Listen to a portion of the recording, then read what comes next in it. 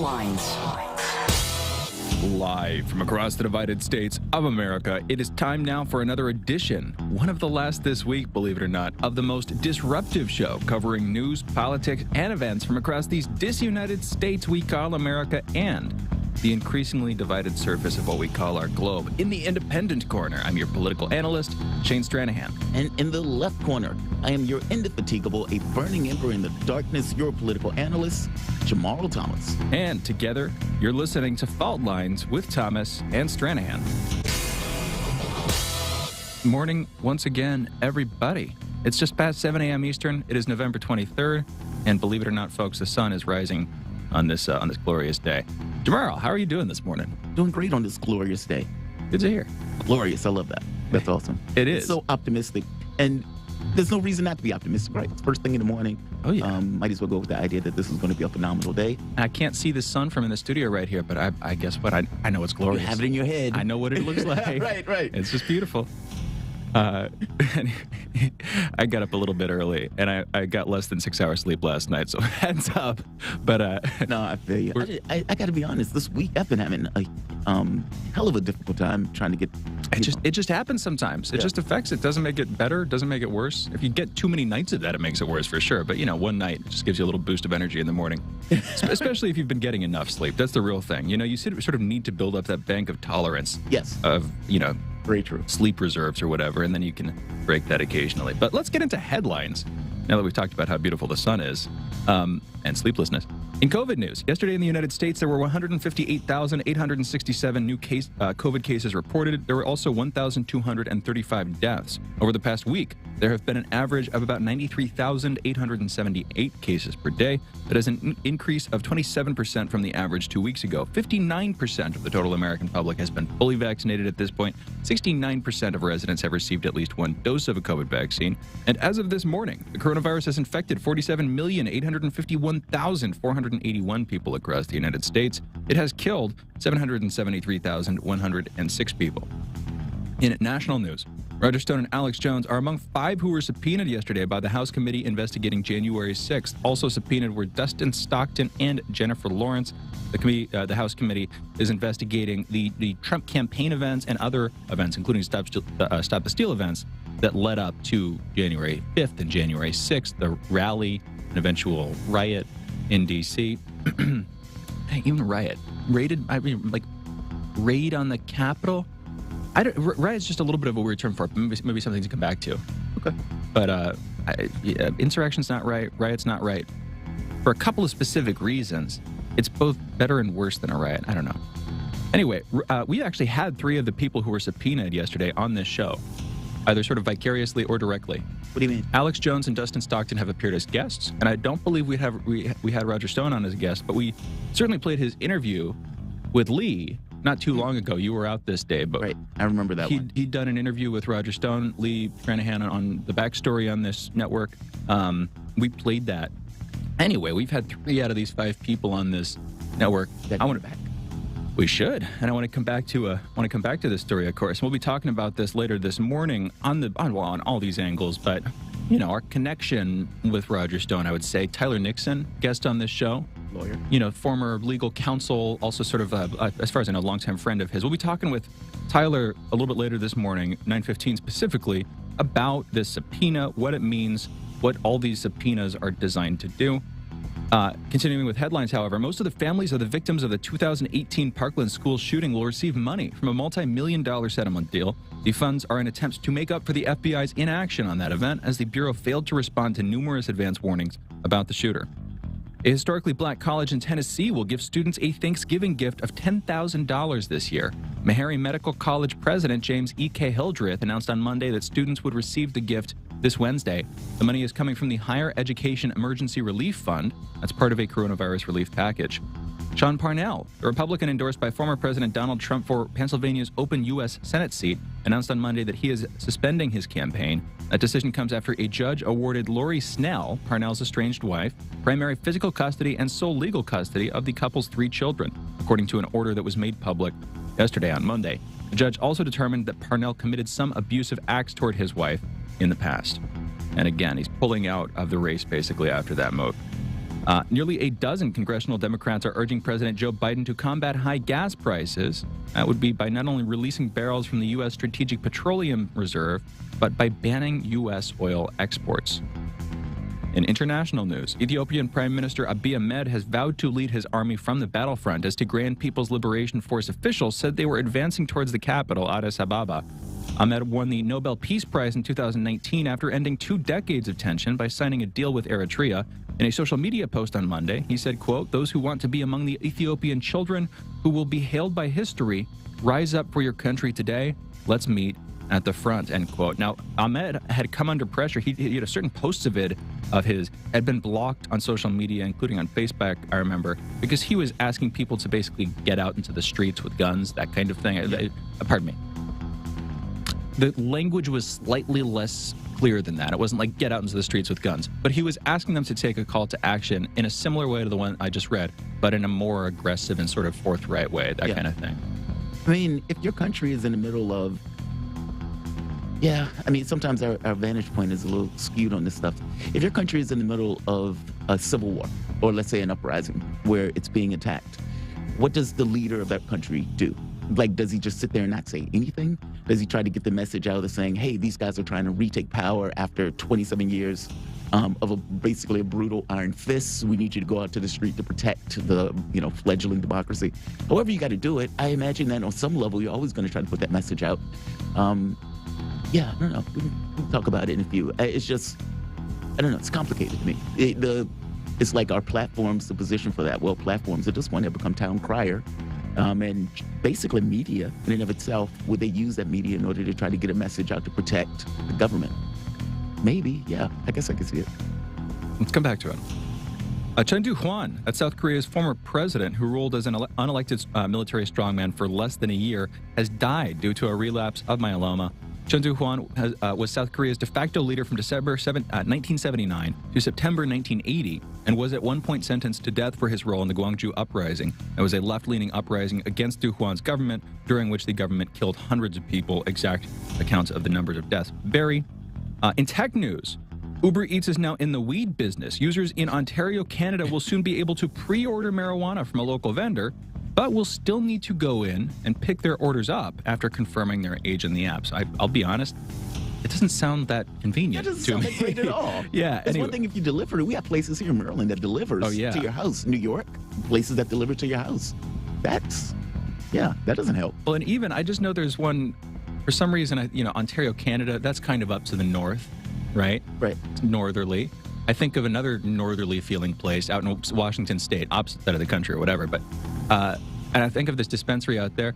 They can't order from delivery, but you can order directly from the place and go pick it up from them. Like, that's pretty basic, right? You can order, go pick it up like you'd pick up food. This seems more complicated than even that. Yeah. Where it's like you got to place an order through this app, through the Uber Eats app, then separately go in and pick it up. I don't know. It's just confusing. It's over the top. I mean, they have apps where you could just go online and say, okay, I want this, this, and this, and I'll go there and pick it up, at whatever particular time. It seems unnecessary. It's one thing if it delivers. If it's like, oh, I want this, and I want the Northern Lights, and I want the grape stumper. Yes. Yeah. And they have it delivered to your house with a person with a smile saying, hello, Mr. Thomas, here's your bag of weed. Thank you for your business. Something. And you get a driver. They got to smile at you because of how long it took them to get there. You're like been waiting for 4 hours for these people. Right.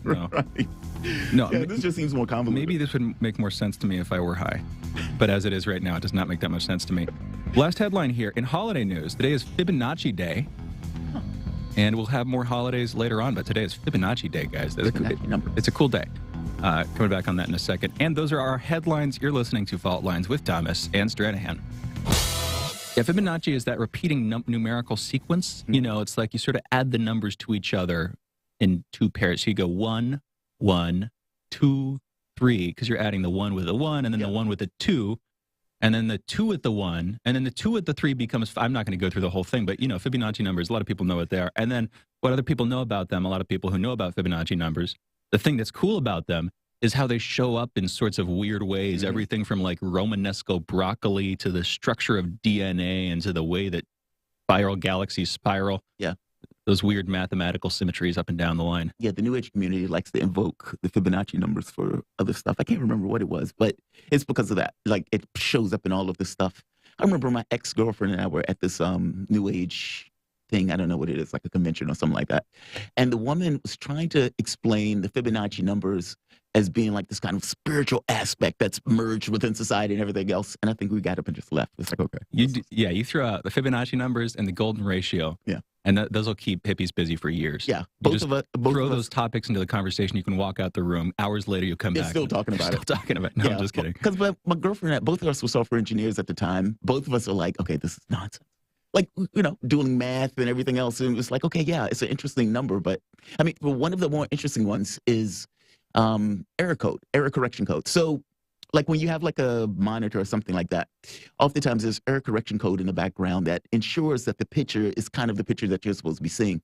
One of the physicists was talking to Neil deGrasse Tyson, and he made this point that within almost like the fabric of reality, they're finding the same equations in the error correcting code that they find like kind of pop up in our just world in general. That stuff does get interesting at times. You're talking about a simulation there. Hey, hold up for a second. Yeah. That's a simulation kind of a hypothesis. Well, that's what Neil deGrasse Tyson, he was like, wait a minute. Where are you going with this? Certain? And he was like, he says, more exact than that. And he goes in and doubled down on the notion that, yeah, in our reality itself, it often seems like there's error correcting code, or the equations are basically the same that they were using. And he would say it was discovered on this particular date by this particular guy, et cetera. But yeah, Neil deGrasse Tyson, his mouth was on the floor. He was like, wait.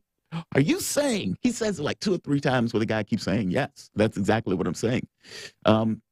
Stuff like that's interesting. That stuff kind of pops up in reality. I'm unhappy to find that out, Jamarl. I paid my whole life for this simulation, and I can see the like seams of the simulation. Yeah.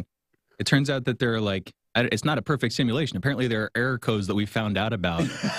It's true, man. I thought this was a good the error correcting code in this case is what they were using for like browsers and stuff like that. But he's saying the equations are similar in the way that it popped up. I don't know all the specific details of it. I just remember him having that conversation with Neil deGrasse Tyson, and Tyson's mouth on the floor. He was like, wait a minute.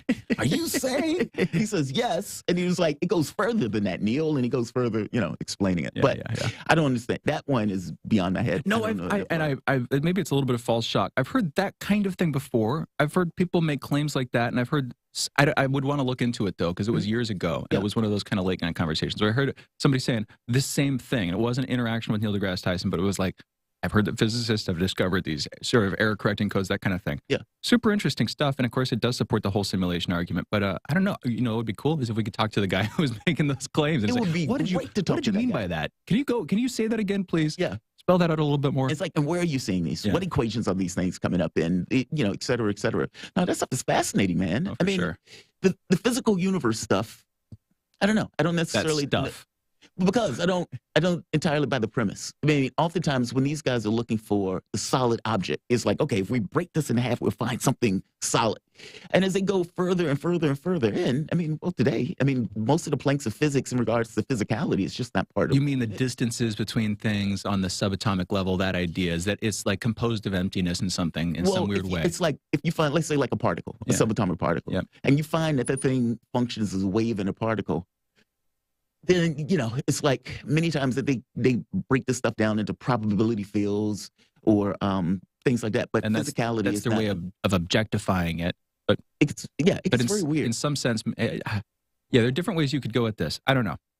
It's interesting. It is weird. And at a certain point, not knowing what it is, my understanding of it on the deepest levels is that there are all these interesting geometrical relationships. If it comes down to geometry on the deepest levels, and not just classic Euclidean geometry, but like weird non-Euclidean geometries between all these different dimensions doing things and all these angles, angles that don't make sense, that my mind can't make sense of. It gets pretty psychedelic very quickly. And of course, that's the super layperson's appraisal of it. But I feel like there's this understanding of quantum mechanics specifically, and of our universe through it, as fundamentally a geometrical process where there are these weird angles and relations and rotations and conservations of rotational momentum on a particle basis, and things spurling out as, spinning out of control or whatever, interacting with each other across vast distances in strange ways. Yeah.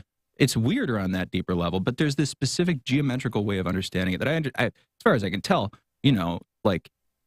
algebraic topologists working with quantum mechanics trying to articulate these undiscovered spaces. I don't know. I could wax poetic all I want, but it's just fascinating stuff to look into and think about, you know? No, 1,000% agree. Yeah. 1,000% agree. It's the physics has to explain like non-local phenomena. And, because in a physical world, if you're not in a room, you should be able to know stuff at a distance, or this kind of quantum mechanics stuff where, something could be billions and billions and billions of miles away, but the moment that the spin of one entangled particle, the other one changes almost immediately. Well, it changes immediately despite the fact the distance in between. It's like, well, wait a minute, how's that working? How is it communicating with the other thing to give it a heads up? Yeah, I thought there was the speed of light thing. How do you communicate across vast distances? Right. And it's this weird entanglement thing, part of it. Yeah, it gets very strange. I thought that there were caps on the speed, Exactly. It's that information can only go at a certain speed, but you're saying that these particles that are all the way across the universe are doing this simultaneously. What does that mean about those limits? Yes, exactly. What does it mean? Like, how are they communicating with one another? Yeah. How are they still in contact despite trillions of miles away? Yeah. No, man, that stuff is very interesting. I would love to get somebody on here to kind of go into that. We've had physicists on here, but we're trying to find somebody who's affable, can explain it in really good, decent ways, keeps interest, et cetera, et cetera. And that's not always easy to find. Oh, yeah. Sometimes you find an egghead or the other guy. Let's close it out. I know there's one sci-fi novel, though, that always struck me as cool. They used, they tried to solve faster than light communication by using entangled particles. Like they had this device, this hand wavium device of like, okay, let's use entangled particles to communicate across vast distances instantaneously. Yeah. And that was how they solved it in their universe. A cool idea. That is a cool idea. Basically using entangled particles, knowing that, whatever you need to hear from Tim, you can ask Tom and vice versa. Yeah, I think it's called an Anselm or something like that. But let's close this out. You guys are listening to Fault Lines with Thomas and Stranahan. We will be back in a minute in our monologue, Jamarl's soapbox segment, possibly a short back and forth. Be right back.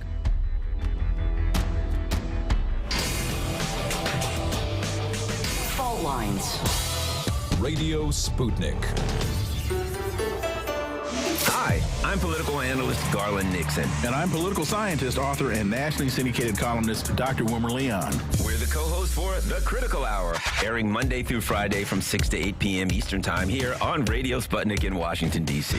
We close out your day with a thorough and hard-hitting analysis of the day's top stories, where we bring in brilliant scholars, authors, and investigative journalists from around the world. And on Fridays, it's panel time, when we do a roundup of the week's most important issues. Join us to keep up with the world's top stories. Enjoy an in-depth analysis. And have a little fun along the way. Listen to our show. The Critical Hour, Monday through Fridays on Radio Sputnik.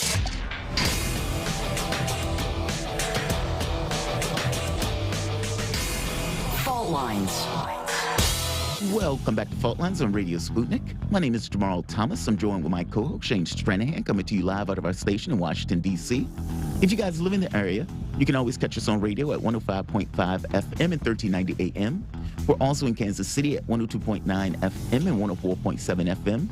If you guys are digging what Shane and I are putting down, whatever platform you're consuming this content on, give us a like and share that audio or video. If you want to join in on the conversation, you can do so with a chat, a tweet, and of course, you can reach us by phone at 202-521-1320. That is 202-521-1320. Your engagement helps makes this show what it is, so definitely don't be shy. So the January 6th Commission is basically taking place. And the most recent news on that, or the most recent news, is that they're basically calling for Alex Jones, and they're basically calling for Roger Stone. Now, we're going to have a conversation about this later. We have Roger Stone's attorney coming on later in the show. But in the beginning of this, I kind of want to go into just interesting tidbits of information associated with it. We've just recently had the people who were convicted of killing Malcolm X released. These were two guys who, for 20 years or more, have been accused of basically whacking, for all intents and purposes, Malcolm X. And if you think about how damaging that is, that goes beyond just putting a person in prison under normal circumstances for a crime that they didn't commit. It's even worse than that. Think of all the people who knew who Malcolm X was, who listened to Malcolm X, who applauded when he spoke, who, used his strength as a way to kind of get themselves through the civil rights era. You had some people who would lean more towards Martin Luther King. You had some people who were far more angry and wanted a more vigorous response that would lean towards Malcolm X. He had millions of people backing him and supporting him, wanting this kind of new America. So if you get the people who kill him and you put those people in prison, what is their world like? All of these people thinking you whacked and murdered Malcolm X. And this goes on for decades, when the actual person who did it at this point may be dead, or at the very least is kind of out of eyesight of history in regards to what actually took place. There's been all sorts of good documentaries and everything else on it. But one of the most interesting aspects to this, and part of the reason that these guys were able to get off, is what did intelligence know? Meaning, what did the FBI know? When did they know it? We find out that there had all sorts of FBI agents that were basically in that particular building at the time Malcolm X was shot. Several. Now, this wasn't necessarily flagged or raised in prosecution, or for that matter, even told to the court. And yet, it is absolutely and entirely true. You have this other situation, let's say with January 6th, where even with that, we don't entirely know everything that has taken place on January 6th. I've been one of those people that have no issue. I think Congress should have a bipartisan investigation in regards to what happened on this day. Was there any congressional members associated with it? Was there any people within the Trump administration working with these teams in order to make that stuff work? Yes, 1,000%. You should have all that. All of that. Good stuff. By the same token, you can't go into this process and just kind of broad blanket give the FBI a pass if you really indeed are trying to have a full-throated investigation. Even if you don't believe the FBI had anything to do with it or intelligence had anything to do with it, a lot of people do. And you need to deal with that. That's not something that you can just blow off. So when Merrick Garland is sitting there and he's asked questions on, hey, how many agents were there at January 6th? Were there any agents that breached the Capitol? And not just breached the Capitol, were there any agents that pulled and told people to come with them as they went into the Capitol? Now, part of this came up because one of the key gentlemen who were basically saying, I may go to jail tonight, that guy who was telling people, let's go into the Capitol, let's go, let's go. That guy wasn't arrested, despite the fact that there's video of that guy being very loud and very boisterous and doing everything he could to get people to come with him into the Capitol. He doesn't get arrested. His name is on the list. Eventually, his name is scrubbed from that list. Everybody kind of goes quiet on that particular individual. And the FBI and the intelligence services goes locking up one person after the next all across the United States that found themselves in D.C. The question to Merrick Garland was, how do you not arrest that guy? We have video of the guy basically saying he's going into the Capitol. You can see his face. You can see him trying to get people to go along with him. Why not him? How does he get off in that process? And you lock up all of these other people, hundreds of people all across the United States. But that guy, who is basically giving a confession in the moment, how does he get out unscathed? And not just get out unscathed, even scrubbed from the list in regards to people who were culpable for the crime. You know, there's a lot of people who make this point about the CIA killing JFK. And recently an article came out that was like, you only believe this because of the Russians. Yeah, sure. That's why people believe the CIA whacked Kennedy. No, they believe it because the CIA has somewhat, let's say, criminal ties, and they do nefarious things in the way that they pursue their goals and their objectives. They lie, cheat, and steal for a living based on what Pompeo said, who basically was running the CIA at one point. And if so, there's a massive distrust associated with it. I mean, Oliver Stone movie kind of hints at that, but there's a clear massive distrust. Even now, when we're still trying to get the files on the JFK assassination, and they're like, yeah, we can't show that. We can't show that. I'm making the point that it looks very bizarre. It looks very strange. And it looks like the government is basically trying to hide something on that issue, whether it's with the Malcolm X thing, whether it's with the JFK thing, or even whether it's with the January 6th issue. All of these things, on some level, they're questions that are raised in regards to what did intelligence know and how involved was intelligence in pushing this particular issue and making this issue a thing. And I guess the point that I'm trying to make is, if you're indeed going to have this commission, if you're indeed going to bring all of these people in under subpoena to have them talk and get questions and everything else, if you're indeed going to have, 15, 20, 30 people with the notion of trying to instill this into the American public of what took place on January 6th, and you're trying to be honest about it, that's the rub. If this is not just a political move to keep this up so you can continuously hit Republicans talking about Donald Trump and January 6th, et cetera, et cetera, et cetera. If you actually, indeed, you're trying to get to the bottom of this and say, okay, how many agents were there? What did those agents know? We know as a fact agents were there at this point. How many? Were there any that breached the Capitol? Were there any that was incentivizing and pushing people to breach the Capitol? Were any of these people trying to entrap other Americans to get them to do something that went over the line so they can use it against Trump, or for that matter, so you can basically prosecute those particular people for a certain political effect? What's true? The point that I'm making is if you're going to have a real January 6th commission, that question can't be ignored either. That question has to be faced directly and answered directly. When Merrick Garland is basically asked those questions, he demurred and act as if, oh, I can't answer that because there are certain practices. No, you should answer that, because I think that's a credible question about how much did they know, when did they know it, and did they have anything to do with inspiring many of those Americans to go through with it. You got to deal with that question. You can say, oh, that's a right-winger question. Call it whatever you want to call it. You guys had basically an investigation for Trump on a conspiracy theory that lasted for 3 or 4 years. So when somebody's pointing out this, you can't turn around and say, okay, we're not going to answer that. That's a particular conspiracy theory. Well, if Merrick Garland can't answer, why isn't this guy being prosecuted and all of these other people are? Why does it seem like you're protecting this very particular person, the guy who was in the camera screaming at people to come into the building, and Merrick Garland can't answer that? Oh, that's a problem. That is a big problem. If you're going to have this commission, then you need to be honest in the way that you go about the commission. And one of the honest key points is, what did the agency know? When did they know it? Did they have anything to do with it? How many of the agents breached the Capitol? Did any of the agents breach the Capitol? Were any of these agents trying to get people to come with them as they go about breaching the Capitol? And why isn't this guy arrested? Why is that guy being protected? Why are you scrubbing that guy's name from the file, despite the fact you have video of that guy screaming for people to come into play?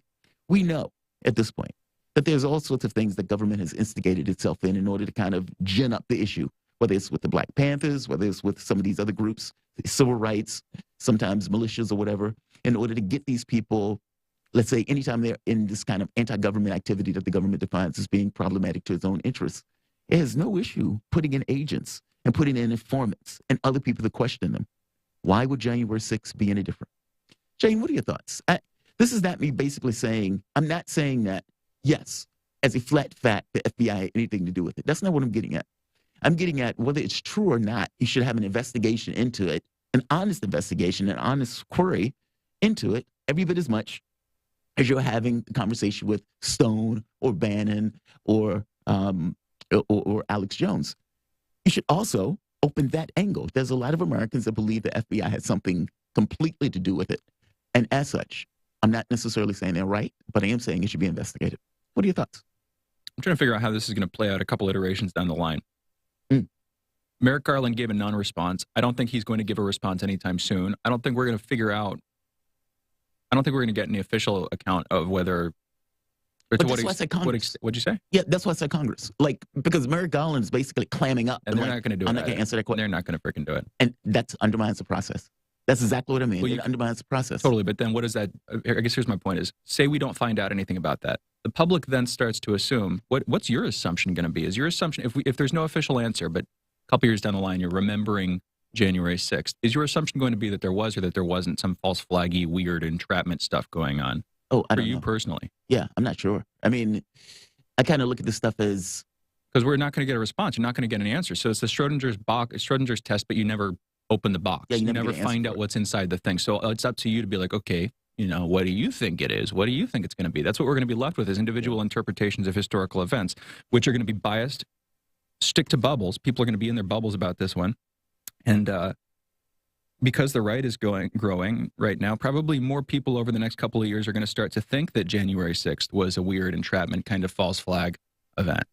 I think you're going to get a segment of the population that totally believes that. But I think, and my thing is more. I'm just saying, I think more people are going to come to believe that because the right is growing. And I think the right has reason to believe that January 6th was a false flag entrapment event. Seems plausible, if not probable at this point. Not saying that the right has reason to believe this as if I'm being overly critical of them for it. I'm just saying that it's a trend that I see happening statistically, right? So more people are going to think that January 6th was an entrapment style event. Now, what does that mean? I don't know. I'm putting the stuff all out there. But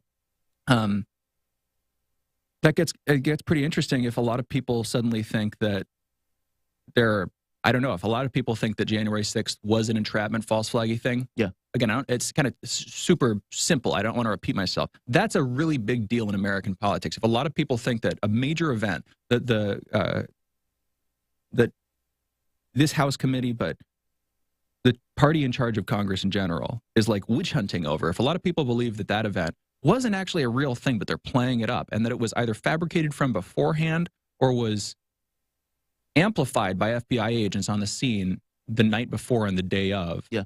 And then they've pivoted, and I mean Democrats have pivoted into witch hunting anybody who is associated with it. You put those two things together, and if a lot of people suddenly start to believe both of those things, what's that going to do in 2022? What's that going to do in 2024? What kinds of movements are we going to see? QAnon, which I will still make fun of, and thankfully seems to have shrunk a bit over the time or whatever, maybe because people have just shifted to COVID skepticism in part or something. But QAnon was like a crazy heretical movement that, like, you know, it's effectively like a mystery cult. Yeah. Like, oh, there's the weird unseen forces operating behind the scenes, political levers getting pulled by Q, this unnamed, like, messianic figure rising from the depths of the American deep state or something like that. Yeah. My point is that's an irrational set of beliefs for people to hold. But why do they hold irrational beliefs? Because they're trying to understand a domain that is complicated, that people want to keep secret.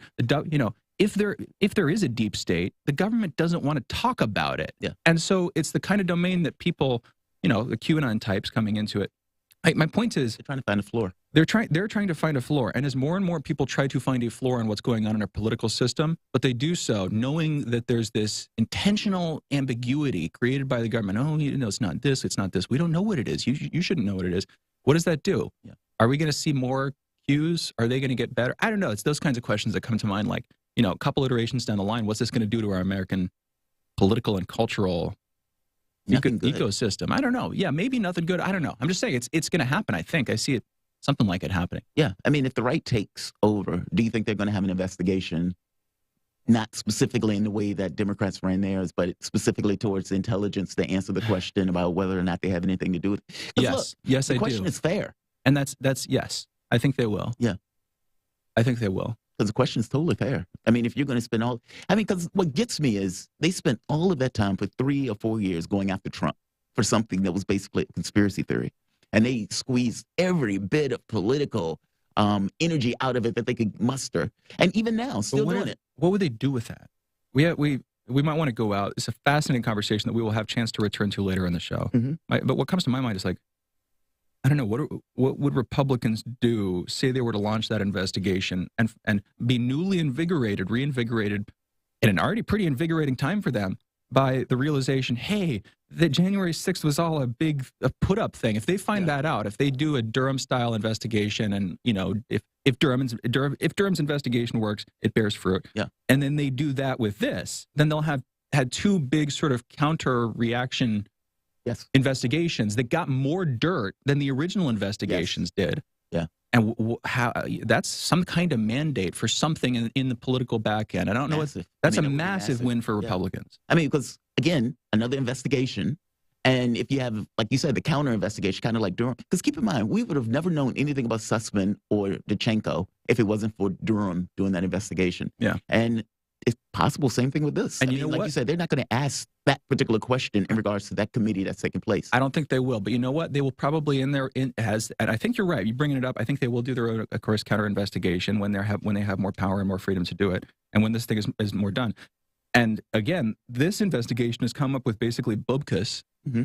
Their investigation, who knows what it'll come up with, but it will come up with more than this one. Yeah. And so whatever happens, they'll probably be able to claim victory on it, just because it seems like there's weird stuff going on here, and there are obvious questions that, for instance, Merrick Garland should answer. He should have answered that. That if you had the full weight of a Republican-led Congress kind of pushing down on him, his department, if you started to get leaks, I don't know. Yeah. You could see it blowing up. Yeah, he should have answered that.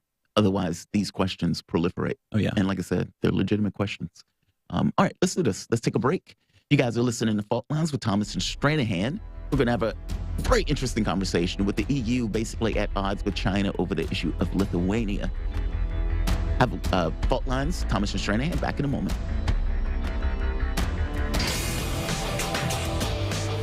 Fault Lines. You're listening to Radio Sputnik. In a media landscape filled with so-called journalists acting as stenographers for their billionaire bosses, there is a desperate need for news, analysis, and perspectives that buck the status quo and get to the heart of how domestic and international events impact you and me, as well as showing how we can get involved in the struggle to change that status quo. Check out By Any Means Necessary on Radio Sputnik, Monday through Friday from 2 to 4 p.m. Eastern, to hear the stories and voices that mainstream media refuses to tell you. And join us as we connect the political, social, and economic movements shaping the world around us. That's By Any Means Necessary, Monday through Friday at 2 to 4 p.m. Eastern, right here on Radio Sputnik.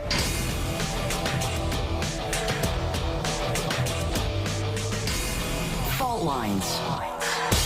Welcome back to Fault Lines on Radio Sputnik. My name is Jamarl Thomas. I'm joined with my co-host, Shane Stranahan, coming to you live out of our station in Washington, D.C. So there's been a diplomatic row between Lithuania and China. In this very particular case, it has everything to do with Lithuania basically creating an office in Vilnius, the capital of Lithuania, for Taiwan. That's basically a de facto embassy. They're calling it the Taiwanese Representative Office in Lithuania. Often these things are basically called Taipei, but because they're losing Taiwan in the name itself, it has created all sorts of problems. The Chinese Foreign Ministry said in a statement that it openly creates a false impression of one China, one Taiwan in the world, renounces the political commitment made by Lithuania. On establishment of diplomatic relations with the People's Republic of China, it undermines Chinese sovereignty and territorial integrity and grossly interferes with Chinese internal affairs. The European Union has basically stood by Lithuania on this very particular point, where Lithuania is basically saying, look, there's nothing to stop us from having this relationship with Taiwan. And China, of course, doesn't see it that way. To have a conversation about Europe's, policy towards this, not to mention Lithuania in and of itself, it's an EU nation, we're joined with Peter Oliver. Peter Oliver is an EU correspondent for RT International, providing daily coverage of political, diplomatic, and economic news from across the European Union. Peter, welcome back, my man. How you doing this morning? I'm very well, lads. Thanks very much for having me back. No, absolutely, absolutely. You're the person to go to for this stuff. You know your stuff, and you basically keep your thumb on the pulse of everything that takes place in Europe. So, no, man, we appreciate you joining us. What is going on with this? I couldn't tell if this was a trial balloon.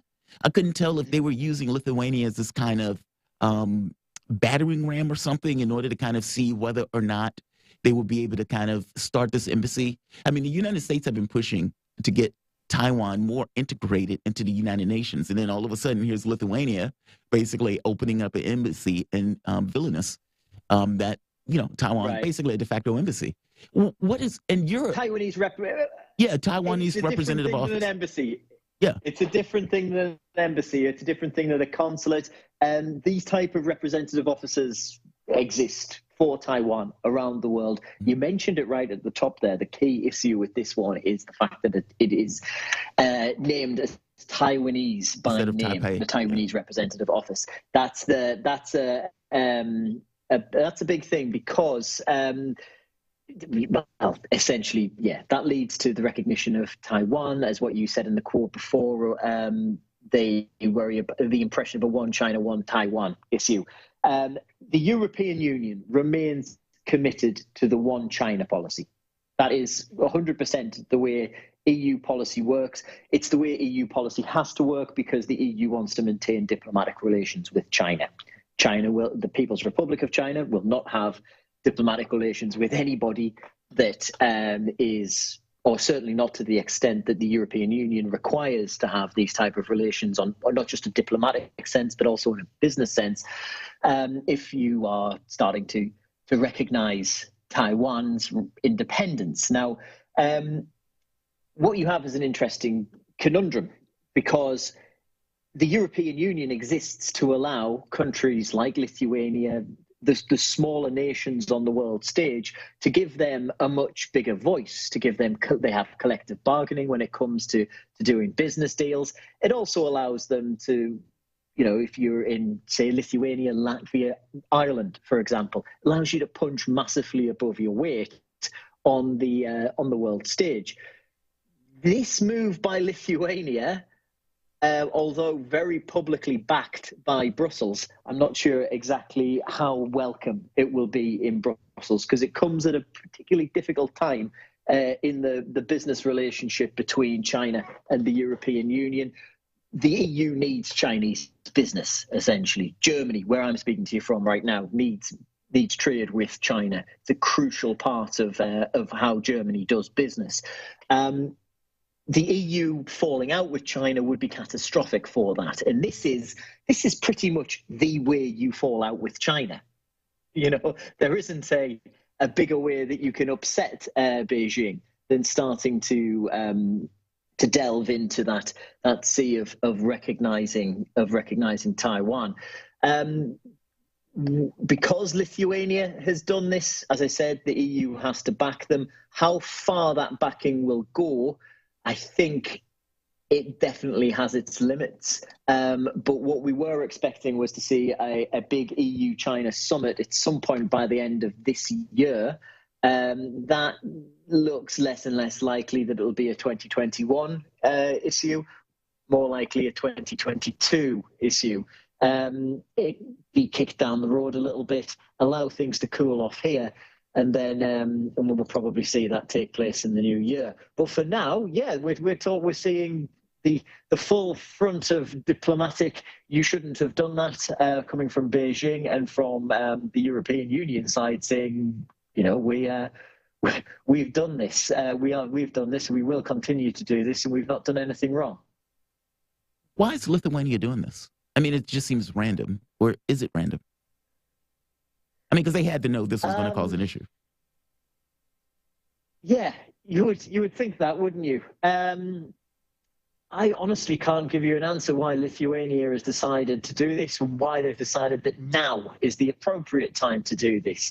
You mentioned that the United States has been pushing for a lot more recognition of Taiwan globally. Lithuania, those Baltic states, Lithuania, Latvia, Estonia, very much beholden to Washington for a lot of things. These were all former Soviet republics, of course.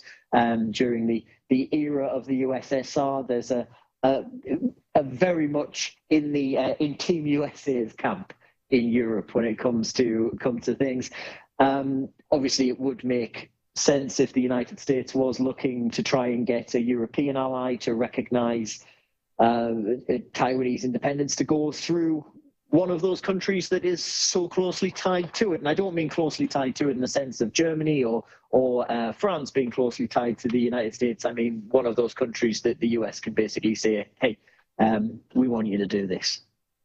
That makes sense. And the idea, Peter, thanks for being with us. The idea, of course, that the US would use this, I'd seen in articles people talking about how this had drawn Washington in, but reading that, it made me wonder, you know, could Washington have drawn Lithuania into this? Was it, you know, maybe you put the cart before the horse, writer of said news article. But I don't know the facts on the ground, of course, and that's why we're talking with you about this, but that makes perfect sense. And again, the fact that they are Baltic states in the, you know, sort of fear-mongering thing with Russia and the you know, potential genuine threat if there were a war, those would be on the front lines there. The idea that, you know, we would want to have them hewing pretty closely to our foreign policy. What this comes to, say we wanted them to do this, and say on the back end, spoken or unspoken, tacit or whatever, there was this idea, okay, you guys are going to do this.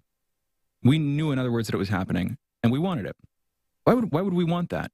One thing that comes to my mind that I want to hear from you, Peter, just your take on, are we like trying to force a debate in the EU on this issue? Are we sort of trying to get a litmus test or something, or force some action to try to get them to pivot against China? I don't even know procedurally what that would look like, and well, you know, what the public comments you're seeing. But Peter, yeah, take it away. Absolutely, because it is not in the United States' interest for there to be strong trading relations between the European Union and China. If we're going to talk back in we mentioned the Soviet Union there, but we're going to talk about spheres of influence. The United States would very much like the EU to be in their sphere of influence. However, trade being what trade is, you go where the money is, and the money at the moment is in China. And the EU was, up until we saw sanctions imposed and issues over the Uyghur Muslims in the west of China, there was a pretty much free trade deal that was ready to go. It wasn't exactly a free trade deal, but it was certainly a huge liberalization of trading standards and trading restrictions between the EU and China. The United States did not want that. It eventually has been put on the shelf, and by on the shelf, I think that's being kicked into the long grass, certainly for a little while yet. I can't see that happening in the next 12 months, maybe not even in the next 24 months, there being anything like that with the way things are. But what this does is this now sparks a debate. I haven't seen the agenda, but I would certainly expect this to be being raised in the next time the Foreign Affairs Committees meet in the European Parliament. I would expect you to see this referred to as threats being made against a member state by China. And that then sets this whole thing rolling is this the country we want to do business with? Yeah. Probably we should do business with our old friends over the Atlantic instead. Yeah. And yes, look, if we are talking in that cloak and dagger way of how you manipulate these things, it would make perfect sense if that was the case. Of course, this is just me speculating on what we believe we understand to have gone on. But if I was looking to try and draw Europe away from China and towards the United States, I would certainly be looking at one of those countries that would be very keen to work alongside the United States to start some problems with China. Let's pivot to Ukraine for a second. And Peter, naturally, we have to speculate with this sort of thing past a certain point, just because so much of it is you see what people are doing. You know that they're a deep, it's obvious, but I read that line myself. I'm like, okay, I'm saying this stuff. It's speculative, of course, and you want to caveat it with that.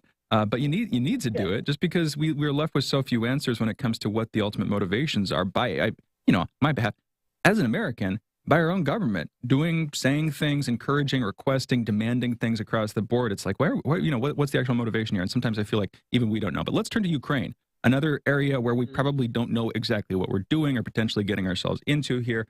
A lot of news has been making the rounds over not just recent days, but recent weeks, and it's been accelerating that Russia's preparing for a war. Russia's preparing to invade Ukraine. They have troops marshaled and mobilizing on the border of Ukraine within yards, it feels like sometimes, a stone's throw, basically, of an active conflict. Anyway, I'm hyperbolic, but that's how it's been set up. January, February of this coming year, the word is potentially Russia's going to start a war. And we were talking about this weeks ago with both you and Mark Sloboda. And that standard narrative is wrong in numerous ways. But a lot has been happening recently. And as with the Lithuania, Taiwan, China issue, I'm curious about the timing here. Just going to you on this one, Peter. We were talking about this with Mark yesterday. He said a lot's been happening. The space in Ukraine is very active. We were talking about it with him geopolitically. He said there's a lot going on right now. So it makes sense that maybe we're pushing for more. Maybe there's stuff happening that is a diplomatic event that's unrolling. What do you see happening? And, moving from geopolitics to internal European diplomacy, sort of bureaucratic process, what do you think's going on? And why do you think we're seeing what we're seeing in terms of this narrative? Peter? I would love to think that this is just this time of year where budgets have to be secured in defense departments and fellowships at places have to be tied down as the United States and NATO in particular turn a lot of their attention towards China. I'm sure a lot of that is the case because the same people that are telling you that there is about to be a war between Russia and Ukraine, that there's about to be an invasion from Russia, appointing to 90,000 troops or to up to 100,000 troops I've seen today that are inside Russia that have been on maneuvers there. But these are also, 90,000, 100,000, that wouldn't matter. That is not enough personnel to be able to invade Ukraine. There are 250,000 or so active Ukrainian service people in that area that would be the area of contact in the east of Ukraine on Russia's western border.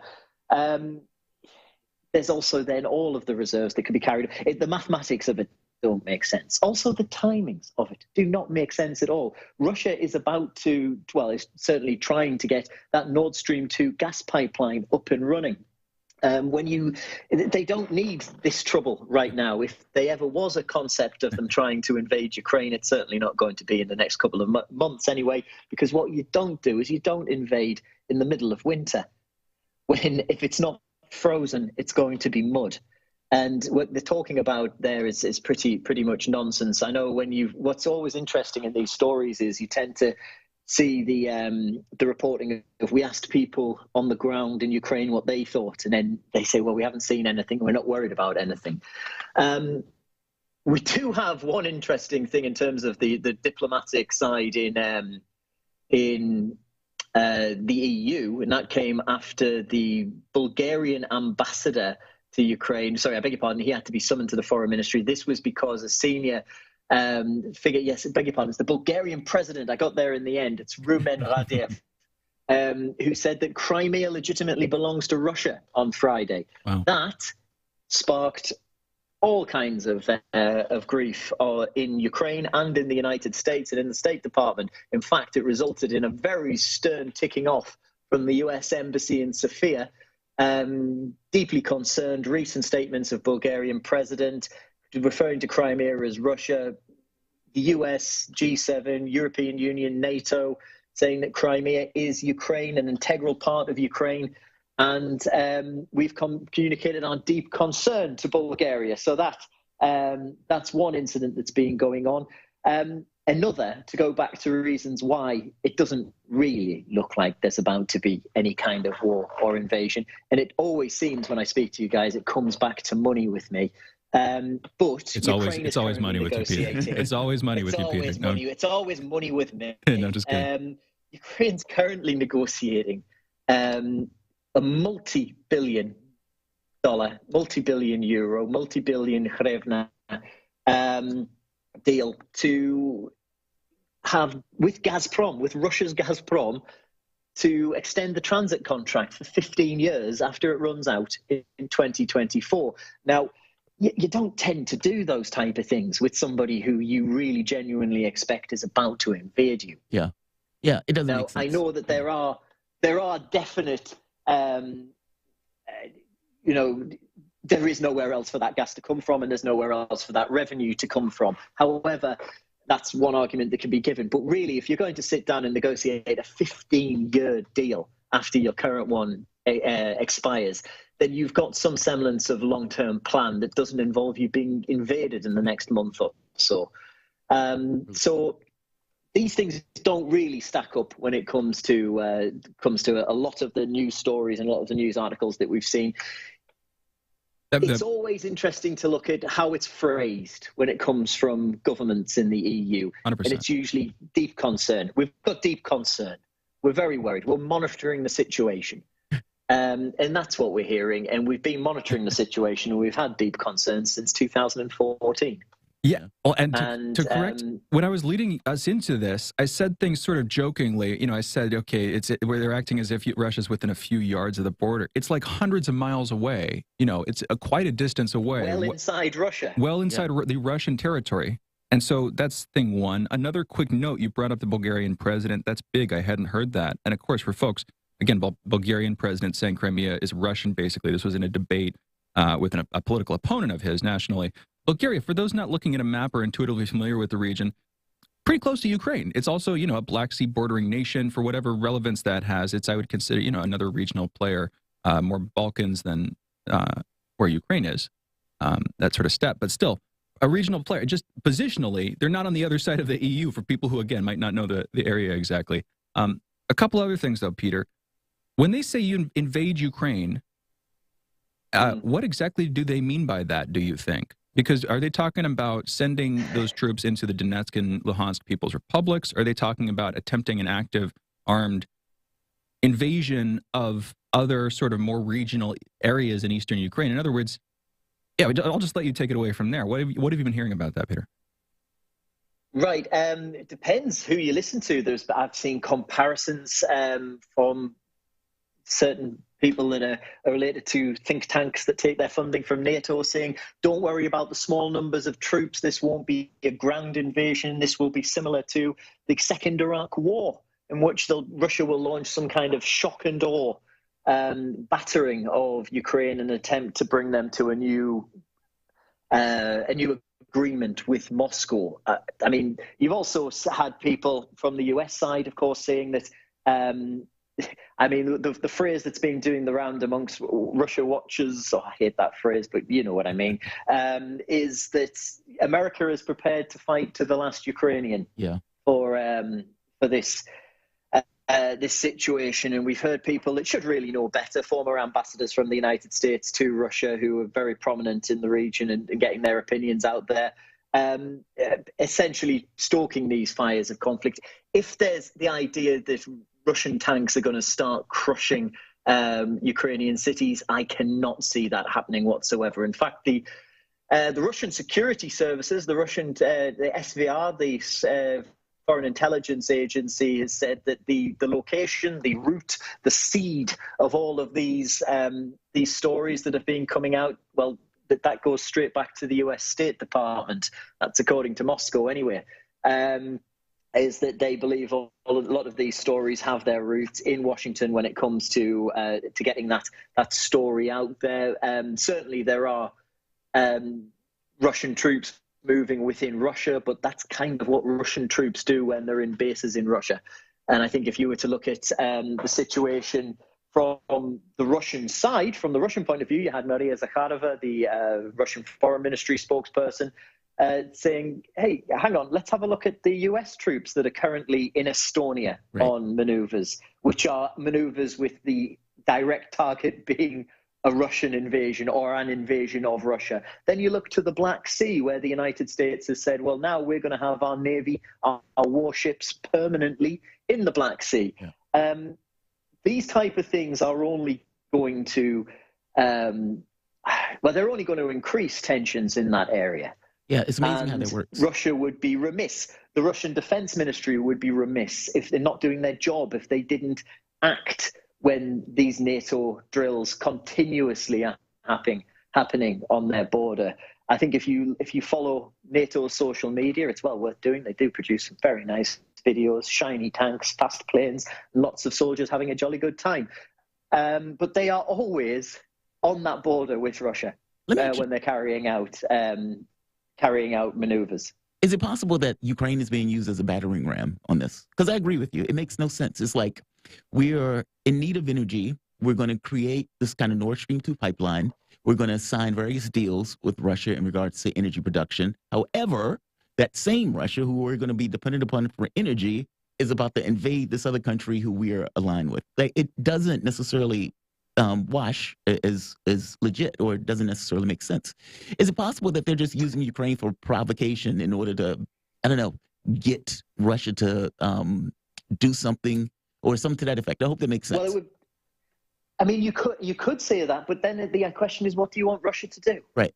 That's the other because there isn't a. I mean, look, what the United States wants is it wants Russia not to have its hands, and I'm trying to think of where I'm going with this sentence so it ends up clean for a Tuesday morning. Doesn't have its hands firmly on the tender parts of Europe when it comes to gas supply and energy supply. And in fact, in the last few minutes, what we've seen is Joe Biden, the US president, ordering strategic oil reserves from the US to be put onto the market. That'll drive the price down of oil. It's whether that's going to have an impact on energy prices in Europe, we'll see how that works. It may well just be a US type thing for that one. I haven't had too much of a chance to look at it, but what it does is it takes Russia away from what Russia was wanting to do, which is get this gas pipeline up and running and get back to the business of signing up those long-term gas deals. Because what you have in Europe at the moment is a split between North and South, between countries like Germany, where I am at the moment, and countries down in the south of Europe that have signed these long 15-year gas deals with Russia. The difference being is that the gas deals in countries like Germany, where I am, is they're already not fit for purpose and they need to be signed again. Our gas bills are going up. Gas bills in Southern Europe are going down.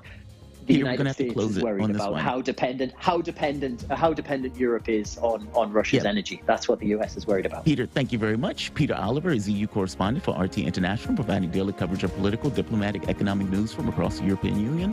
Fault Lines, Thomas and Stranahan. Back in a moment.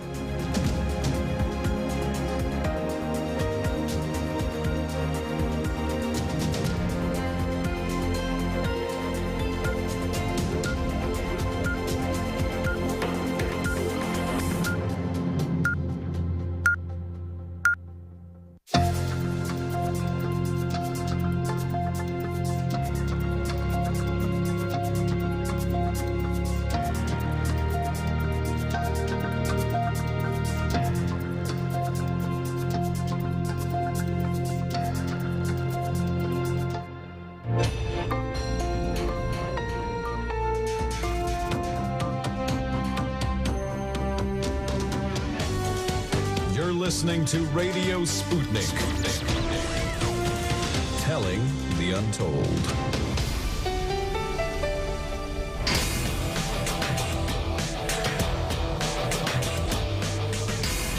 Fault lines. Live from the divided states of America, precipitously perched at the edge of this resilient and exploited globe. Welcome to your context lens for the American perspective. In the left corner, I am your ever-vigilant, your indefatigable political analyst, Jamarl Thomas. And in the independent corner, the radically independent corner, I'm your political analyst, Shane Stranahan. That would mean you are listening to Fault Lines with Thomas and Stranahan. Right on. Just as a heads up, we're going to give you every time we do headlines. We're not going to be here on Thursday or Friday. Nothing is going wrong. We're basically just taking Thanksgiving vacation for those 2 days. But that being said, let's get to the headlines.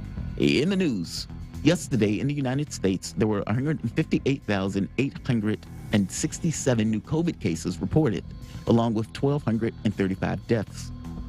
Over the past week, there's been an average of 93,878 cases per day, an increase of 27% from the average 2 weeks ago. 59% of the total American public has been fully vaccinated, and 69% of residents have received at least one dose. As of this morning, the coronavirus has infected 47,851,481 people across the United States and has killed an unfortunate 773,106 men, women, and children in America. The indoor mask mandate for most public spaces in D.C. was lifted starting Monday. Mayor Muriel Bowser announced her decision to drop the mandate earlier this week, but stressed wearing masks are still important. The focus has shifted from a blanket mandate to following risk-based guidance from D.C. Health that accounts for current health metrics and persons' vaccination status, according to the city. Yeah, they changed the thing on this building, if I'm not mistaken, saying the masks are optional at this point. Roger Stone and Alex Jones are among the 5 who were subpoenaed yesterday by the House committee investigating January 6th. Also subpoenaed were Dustin Stockton, Jennifer Lawrence. 3 of these people have appeared on this particular show that the committee is investigating. Yeah, we've had a few of these people. Later in the show, we have Roger Stone's lawyer who's going to be on. So that should also be a really interesting conversation. Most of the families of the victims of 2018 Parkland school shooting will receive money from a multi-million-dollar settlement deal. The funds are an attempt to make up for the FBI's inaction in the event, as the Bureau failed to respond to numerous advance warnings about the shooter. A historically black college in Tennessee will give students a Thanksgiving gift of $10,000 this year. Meharry Medical College President James E.K. Hildreth announced on Monday that students will receive the gift this Wednesday. The money is coming from the Higher Education Emergency Relief Fund, part of the coronavirus relief package. Sean Parnell, the Republican endorsed by former President Donald Trump for Pennsylvania open U.S. Senate seat, announced on Monday he is suspending his campaign. The decision comes after a judge awarded Lori Snell, Parnell's estranged wife, primary physical custody and sole legal custody of the couple's 3 children, according to an order that was made public. The judge also determined that Parnell committed some abusive acts towards his wife in the past. Does not look good. The White House announced the move this morning to release 50 million barrels of oil from its strategic reserves in order to bring down rising energy costs. Nearly a dozen Democrats in Congress have been calling for the president to combat high energy prices by not only releasing barrels from the U.S. Strategic Petroleum Reserve, but also banning U.S. oil exports. If you remember, a lot of the oil the United States makes, if I am not mistaken, enough oil production in and of itself in its own borders at this point. However, a lot of that oil is basically sent out of the country to other places. So even though we are making it, we're not necessarily keeping it. These are business transactions. In this case, they're basically trying to get the costs down. I think there was a 50% increase in oil costs, if I'm not mistaken, in regards to the inflation that was taking place. So the energy thing is not just hitting Europe, it's also hitting us. This has more to do with Saudi Arabia and the way that they're going about their energy production. But in the sense of trying to cut down the price, releasing of the oil reserves is one of the ways they're trying to do it. The daughter of slain black civil rights activist Malcolm X, Malika Shabazz, died Monday. Shabazz, 56, was found unconscious by her daughter at a home in Brooklyn, according to the NYPD. Police said that the death appears to be due to natural causes at this time. Also in national news, President Joe Biden on Tuesday will announce the Department of Energy will release 50 million barrels of oil from the Strategic Petroleum Reserve as part of an effort to lower gas prices and address the lack of oil supply around the world. In international news, Ethiopian Prime Minister Abiy Ahmed has vowed to lead his army from the battlefronts as Tigrayan People's Liberation Force, or TPLF, officials said they were advancing towards the capital in Addis Ababa. Ahmed won the Nobel Peace Prize in 2019 after ending 2 decades of tension by signing a deal with Eritrea. In social media post on Monday, he said, quote, "Those who want to be among the Ethiopian children who will be held by history, rise up for your country today. Let's meet at the front," unquote. It's basically a president under siege in some, in a particular way. It's not necessarily a civil war, but pretty much is a civil war. Chung Do-hwan, South Korea's former president, who rules as an unelected military strongman for less than a year, has died due to a relapse of melanoma. Do-hwan was South Korea's de facto leader from December 1979 to September 1980, and was at one point sentenced to death for his role in the Gwangju uprising, a left-leaning uprising against Do-hwan's government, during which the government killed hundreds of people. Uber Eats is now in the pot business, or the weed business. Users in Ontario, Canada will soon be able to pre-order marijuana from a local vendor, but will still need to go in and pick up their order after confirming their age in the application. And in holiday news, we have National Espresso Day. Those are your headlines. You guys are listening to Fault Lines with Thomas and Stranahan. As we said, that's a little convoluted. I mean, we have systems here where you can basically go online, order, and pick up. I'm not quite sure what Uber Eats has to do with this or how they make the process better. I mean, short of them basically delivering it to your door, here's your bag of weed, sir. I'm not quite sure how that makes the process better. But hey, nevertheless, it seems to be moving. One of the other issues that have recently came up, this came out yesterday, Assembly finds overwhelming evidence that Cuomo engaged in sexual harassment. If you remember, Cuomo kept basically saying, I didn't do it, that these guys are jumping to conclusions, etc. Well, not so much.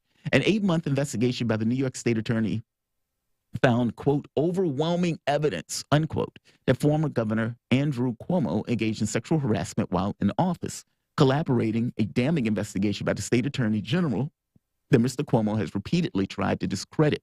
The investigation also found that Mr. Cuomo abused his power to help produce what will become a 5.1 million pandemic memoir, providing new details about just how much of the governor's staff was used to help him write it, publish, and promote his book.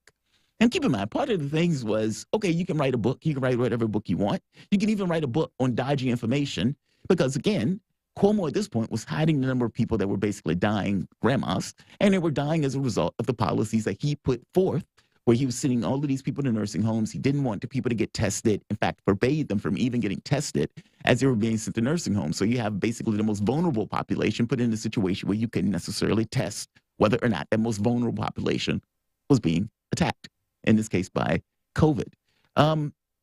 Cuomo goes out after being basically attacked by Trump on how horrible New York was doing on the COVID issue.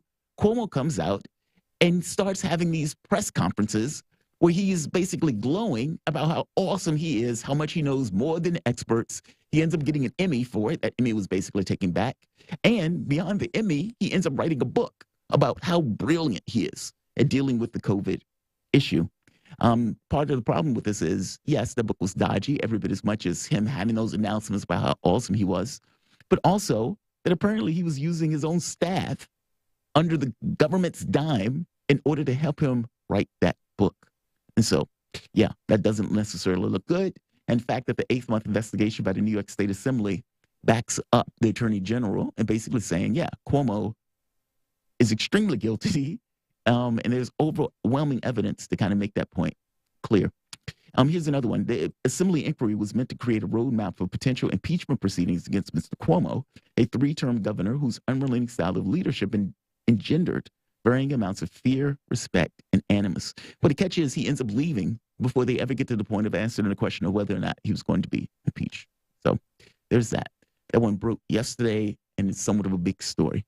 Because, for the longest time, Shane, he kept basically saying, you guys have come to the wrong conclusion in regards to the sexual harassment. Well, the 8-month inquiry is saying not so much. There's a huge amount of evidence for it. I guess the question is, would they have gone with impeachment if he stayed in office and tried to cling to, office like grim death? Would they have gone so far as to say, yeah, he needs to be impeached over this. Here's the evidence associated with it. Get this ball rolling in order to get him pulled from office. I don't know. And I guess we'll never know at this point because he's not governor anymore. So true. Also coming out on the same day and from the same release, basically, same, results of the same investigation, that Cuomo knew back in March of 2020 about lowballing the nursing home deaths. Yeah. And that it was also July later that year when they released this report, the state of New York released this report, basically defending them as sort of exculpatory report. Basically they're not guilty for it, at least in their own words. And this was while he was negotiating his $5.1 million book deal. Wow. So he knew the book was dodgy from jump. He knew it was dodgy. While he was making millions, building his reputation, he was undercounting deaths to make himself look better. Wow. I mean, that's the other question. Was, the chicken and the egg thing. Did he undercount those deaths because he knew he was writing that book? I mean, it doesn't make sense. Like, meaning, if you have, if you're honest about the number of people that you basically end up getting killed, and you're honest about the fact that it was your policy that ended up getting a lot of those people killed and you hit the death, would they have given him all that money for a book deal? Of course not. Of course not. And so it's like, is there a financial incentive in him basically doing that in order to kind of get some kind of revenue towards the back end? Yes. But I guess there's no way to know whether the chicken or the egg came first. Was it something where Donald Trump was attacking him, so he hid the deaths, and then as he hid the deaths, he's like, oh, here's an opportunity for a book deal? Or was it the other way around where, I guess I don't know which one came first, but either way, we clearly know it's not profitable to kill all those people because nobody's going to give you a book deal if you did horrible on COVID. It's true. I don't know. I'm going to take the bad faith take. I don't even know if there is a good faith take on this one, but it seems pretty bad. Yeah. It seems pretty disgusting. Right. Because I'll put it like this. Say he hid his deaths in response to scrutiny from the Trump administration. That's not good either. Yeah, it doesn't make it better. It's not better for, it's like, okay, the parents came home, and so I need to hide the dead body, and it's their fault that or something like that. You know what I mean? Yeah, totally. I mean, I think your point is... Not that Trump would be a great dad. Right, but right. I think your point is basically whether he was hiding as a response to pressure or whether he was hiding as a response to revenue. Both of those things are horrendous. Like, neither one of those things are good. I guess the difference is criminal liability, perhaps. Like, were you hiding those deaths in order to make profit? Oh, yeah. In which case that, you may be criminal liable for something like that. I've heard that was one of the questions they had initially with Cuomo. Basically, was he doing this stuff in order to make more money off of this? And are you criminally negligent at some point if you're doing that? Mm-hmm. I don't think they were able to answer that question. I think they're still asking it. Last I checked, there was this ongoing... Am I misunderstanding something? I thought there was still an ongoing FBI investigation on the back end into this. It could be. And we should check in with Michael Goodwin. Yeah. Again, we're not going to be on the show Thursday and Friday. We're going to be off this week. Usually we will speak with Michael Goodwin on Thursdays. Maybe we can talk to him tomorrow or something like that, though, because I want to revisit this with the new revelations yesterday. Yeah. We'll see what we can do. I guess my point is there is, as far as I can tell, an ongoing FBI investigation on the back end into the nursing home deaths, because that's a lot of deaths. Yeah. And, again, the profit motive, I don't know the law specifically well enough to know how the profit motive would affect it versus just not doing your due diligence as a governor, that would add certainly a sort of factor. But I don't know the law in this case. So no, totally. But very curious about it. And big news, obviously, with that confirmation yesterday on the sexual assaults and on this one, basically, saying they're seeing strong evidence. We have our guest on the line. And I think we should close this segment out if you're down so we can go to him. Absolutely. Steve Grumbine, we're going to be coming back. We're going to be talking about, speaking about inflation, also the CBO score, Congressional Budget Office score on this Build Back Better plan, why it's taking so long to see it, what the CBO score is, what it represents, and this bill and other bills that we've seen, this question of, okay, if they're causing inflation, is it good or is it bad? That whole conversation, We've been having that conversation with a sort of more libertarian-leaning perspective recently. We've been speaking with Mark Frost a bunch. We're going to be getting into it with a more MMT-style economist, speaking with Steve Grumbine on the other side of this break. You're listening to Fault Lines. We'll be back in just a minute. Fault Lines. Want to talk? Get in touch with us at radio@sputniknews.com.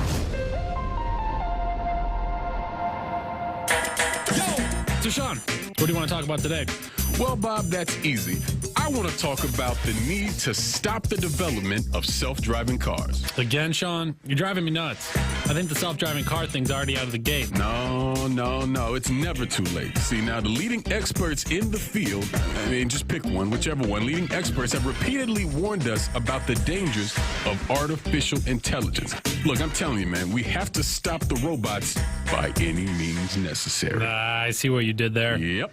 Tune into our show By Any Means Necessary daily from 2 to 4 p.m. Eastern Time on Radio Sputnik. And don't forget to call in at 3:20 p.m. to our studio number 202-521-1320. And if you miss us live, check us out on SputnikNews.com, Spreaker, iTunes, iHeartRadio, Spotify, or wherever you listen to podcasts to stay up to date on the latest political, social, and economic movements shaping the world around us.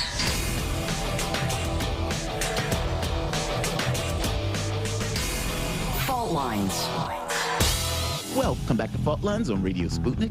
My name is Jamarl Thomas. I'm joined with my co-host, Shane Stranahan, coming to you live out of our station in Washington, D.C. If you happen to be in the D.C. area or live in the D.C. area, you can catch us on radio at 105.5 FM and 1390 AM. We're also kicking around in Kansas City at 102.9 FM and 104.7 FM. If you guys are digging what Shane and I are putting down, whatever platform you're consuming this content on, give us a like and share that audio or video. If you want to join in on the conversation, you can do so with a chat, a tweet, and of course, you can reach us by phone at 202-521-1320. That is 202-521-1320. Your engagement helps makes this show what it is, so definitely don't be shy. So Biden has finally got his Buildback Better plan passed through the House of Representatives, where it's going to go into somewhat of an uncertain future and fate in the Senate. It's unclear what Sinema, Manchin, and maybe even some of the other right-wing Democrats are going to do, but at the very least, it's passed its first hurdle, which is the House of Representatives. Many of the Democrats basically made this argument that depending upon whether or not the CBO score comes back, Congressional Budget Office score comes back, that this is somewhat budget neutral, that will be the determining factor of whether they would back it or whether they won't. Well, Biden has been putting a lot of emphasis on the notion that the Internal Revenue Service is going to be beefed up, and a more muscular service will be able to pull more money from various people, let's say the wealthy, in order to basically pay for the bill. Now, the CBO didn't give Biden as much credit as Biden wanted for that, basically saying in the same way that the rich find loopholes now, they will find a loophole then, which was going to gut the amount of money you think you're going to be able to pull from the IRS on this bill, or the amount of money you're going to be able to save. So the thought became, or at the very least, $400 billion difference. Now, the Democrats didn't necessarily let this be a reason to stop them from voting for the bill in the House. Who knows what is going to take place in the Senate? There's also this thing now where the bill is being cast in two different viewpoints. For people who don't necessarily want to pass this bill, let's say like the Mansions of the world, inflation becomes somewhat of an issue and a talking point. For people who do want to pass the bill, inflation, once again, becomes a talking point. Where on one side, Manchin's saying this is horrendous, inflation is horrible, we got to do something about inflation, I think this bill is going to be inflationary. With Biden, his administration, and everybody else who's basically backing the bill saying, this is the cure for inflation. I'm not quite sure how that works, but that is the argument that they basically accommodated. To have a conversation about everything going on with the Build Back Better bill, meaning what's in it, whether it's going to pass to the Senate, whatnot, and whether there are indeed inflationary pressures from this bill, or whether it would do anything for the positive for inflation. We're joined with the one and only Steve Grumbine. Steve Grumbine is a political, economic, social justice activist and founder of Real Progressives and Real Progress in Action, a 501c3, 501c4, respectively dedicated to education and advocacy for modern monetary theory. He also has another group, if I'm not mistaken, right?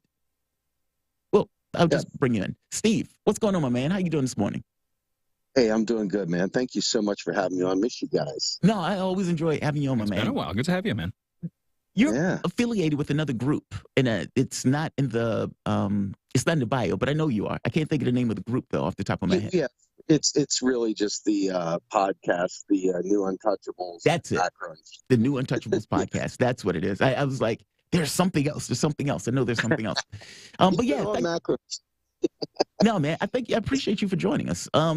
So let's get into it. So the Build Back Better plan. This is what Biden has been pushing for. The bipartisan infrastructure bill has already gone through. And so now we have this one. What are your thoughts about the Build Back Better plan? I guess let's start at a very basic general level. And what's in it that you think is going to have some level of impact in people's lives? Well, right now, I mean, this is a very, very skinny down, extremely skinny down plan.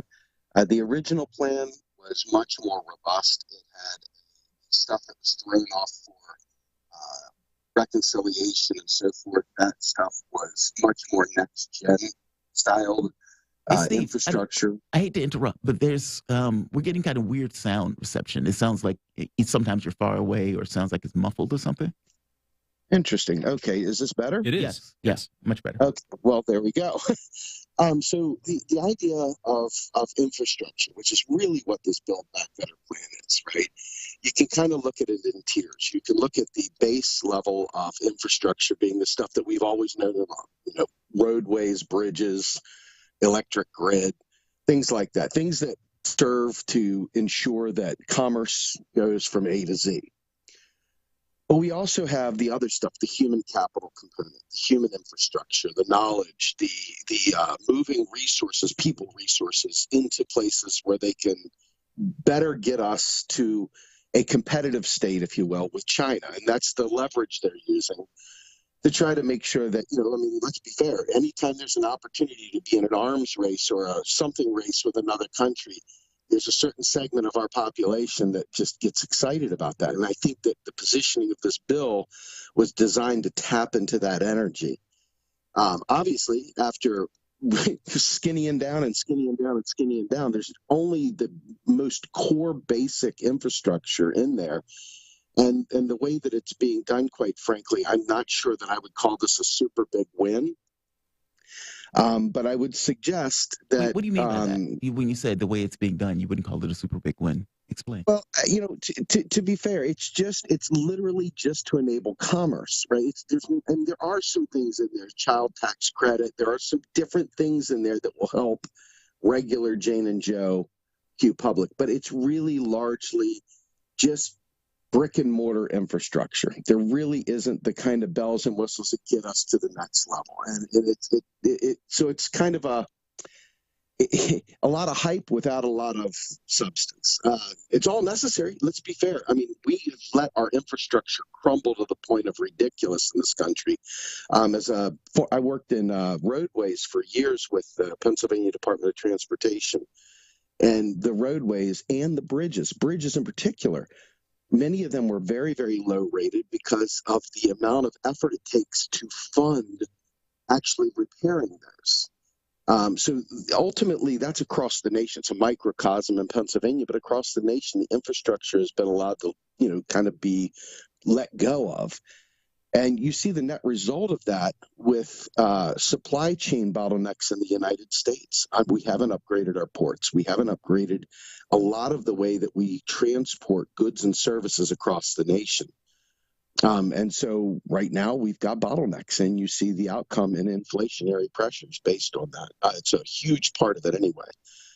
So will Build Back Better be a good plan? I don't know what it'll look like once it gets out of the Senate, if it gets out of the Senate, right? But as of now, we need something. Is this it? It's sadly the best that's out there right now. So that's probably, not the greatest answer, but the flip side is that it's not the greatest bill. So it's hard to make it, shine it up. That's it in a nutshell, though. They let a lot of the really important stuff go. They got it whittled down by the mansion hijacking. And I'm not even sure I would call it mansion hijacking. I think he's a convenient prop for this. But regardless, it's very skinny down. I'll come back to the quality of the bill, because that's its own conversation, but I feel like it might be worth talking about this CBO score for a minute, because it seems tied up with me, tied up to me with another one of the main problems with this bill, which is the opacity, the opaqueness. We don't know what's in it, and probably don't know what's in it because they don't know what's in it exactly because they're still negotiating all this stuff. Yeah. But what that leaves you with in this big omnibus bills is, one, you can't really talk to the public about it in any coherent sense. You give a couple highlights because those are the highlights of your negotiations, but you can't give a substantive summary of what specifically this legislative program is, and that leaves the public in the dark, and that's fundamentally not democratic. But on the other hand, it also impacts your ability to assign a CBO score. Because if you don't know what's in the bill, as far as my understanding goes, you can't evaluate how much money this is going to cost, how much money that might raise, X, Y, Z, going down the list, line item by line item. And in other words, those seem to be fundamentally the same problem to me. And admittedly, the omnibus bills passing all these different things in the form of one bill, that's an older problem, but I see those as the same thing. Can we just get into that for a second? Steve, what do you think about that idea that it fundamentally is just two ways of seeing the same coin, and the CBO score in general, how long that CBO score assignment on this bill has been delayed? That was a big thing that people were complaining about, is basically we don't know the financial impacts of this bill. What's your take on that, Steve? Yeah, well, so I think we got two things. You said one, and that's that the obscurity, the lack of transparency is undemocratic. Let's agree to that one, but let's move that to the side because that is a separate conversation. Yeah. When it comes to the CBO score, think of the CBO score like me and you going to an empty football stadium and watching a game that's not happening, but we pretend like it's really happening. And we talk about it as if they're really playing a football game right in front of us, but there's actually no game going on. That's what the CBO score is. It's a joke. It's a crock. It's a neoliberal framework to ensure that nothing quality gets done. And so we already know, if you talk to me and listen to me over the years, you already know that taxes are never used for revenue. They're simply deleted. So if with that understanding, you have to ask yourself, what is the purpose of a revenue neutral bill? And the purpose of a revenue neutral bill is to pull the amount of money out of the economy that you're putting into the economy by spending on this bill, which is preposterous because we need to grow the economy, not shrink the economy. Well, this is getting to the MMT nub, the nub of that thing. But I just want to come in and caveat here for full transparency, and hopefully this comes across okay. This is where you're heterodox, right? This is where the CBO score, as far as I know it, is the sort of sine qua non of passing bills. I've read in articles how important it is, how it's the single score, the single financial scoring process that politicians will refer to when they're evaluating a bill. In other words, that's what they trust. You're criticizing it, but you're sort of distinct from the establishments in criticizing that, right? Yeah, I'm making the bold case, if you will, that truth should be more important than tradition. And that, pretending like somehow or another we have to finance these bills because where will we find the money and stuff is just, well, it's a lie. And if you repeat it, you're repeating a lie. And so if you're repeating a lie, you're either a propagandist, you're either uninformed, or you've got some other motive. And when I look at these politicians that do this, I ask myself, over the last 50 years, we have watched inequality in this country skyrocket. I mean, there is a hockey stick graph that shows what happened in 1980 when Reagan took over, and the inequality in this country just went insane. Thousands and thousands of percentage points of difference between what rank and file people have gained over the course of 1980 to present versus the wealthiest in our country. And so when you start talking about paying for and revenue neutral, that's not impacting the wealthy. That's impacting the least able to survive. And this is by design. This is classism at its best. And it's also intentional obfuscation of the actual way that federal finance works, with the attention of trying to give some sort of air of legitimacy, aka the CBO crowd, mixed with the idea that, hey, it's very responsible to pay for this, to make it very neutral. It's very responsible. And so that entire mindset is what's at stake here. So what you're doing by feeding that dog is you're inviting the neoliberal monster to maintain inequality at its highest levels in our history. And so to me, that right there, I can't even look at that with a straight face and go, yeah, that's just like a really important score. It's an important score because it's used as a cudgel against the poor, but it's not an important score to anybody in reality, because as you said in the beginning, the rich will indeed find a way to avoid those taxes. And since those taxes aren't actually being reused to fund anything, it really, all it's doing is allowing the rich to have a veil to hide behind as we go ahead and just knock the poor to the ground even further. And not just the poor, though. It's creeping up higher. There are a couple things. I've heard MMT put it as sort of, I forget if they liked it or they didn't like it, but I heard them put it in an interesting way, which is to focus on the redistributive aspects of it, which is, you might inflate away some of the currency or whatever as you're getting through these policies through, but ultimately in the long run, what you're doing is sort of re-gearing and rejiggering society along these different lines. And people, in the MMT crowd want to use that to combat inequality. And so I understand there's this passionate motivation to do that, but it feels on the other hand like throwing away all attachments to the costs and benefits of any given package is like sailing 3 sheets to the wind or something. You've lost a grounding. And the $1.75 trillion bill that we're talking about, the Build Back Better, significantly diminished as it was from 3.5 trillion down from 5, 6 something before that. Even 1.75 trillion, I get that it's smaller. Clearly, inflation's in effect, because last I checked, $1.75 trillion is a lot of money. Last I checked, that's like a ton of cash. And so if in the last couple of years we've segued, and I agree with you on basic infrastructure, like I would love high-speed rail that we see in other developed countries. Straddling our, the mid-19th century in America was the industrialization, the rise of railroads, and this reinvigoration or invigoration of the whole American continent, that whole thing. It could have that again with high-speed rail. It goes 5 times as fast as what Amtrak uses, that kind of thing. That's the infrastructure that I want. And it feels like, go for it, Steve, but it seems like inflation has happened. It seems like we should maintain a contact to reality, whether that's the CBO or some other evaluative process. We've got to evaluate, okay, how much is the money that we're printing and the loans that we're giving out, are the human resources that we're directing with this package worth the time it takes, the cost, all the effort we're having to make those? You've got to have some means for determining whether it's a good or a bad thing. And the CBO score, I don't know enough about it to know why you're criticizing it specifically, but it seems okay. That's how they evaluate it. Seems fair to me. So let's take a step back. Let's get inflation nailed down, because inflation, this is the go-to single source. This is the answer here, right? We have had a supply chain breakdown that has created scarcity, that has created additional costs, that have increased the amount of money it takes to purchase regular items, because ships are sitting in a port unable to offload. There is a huge supply chain issue from 18 months of shutdown. This is basic stuff. The real resources aren't there. The Xboxes for the kiddos for Christmas aren't there. The PS4s aren't there. All these things that people think they want aren't there. They'll have to settle for switches. Parents across the nation know they'll have to settle for switches this year. No, sorry, Steve, go for it. Exactly.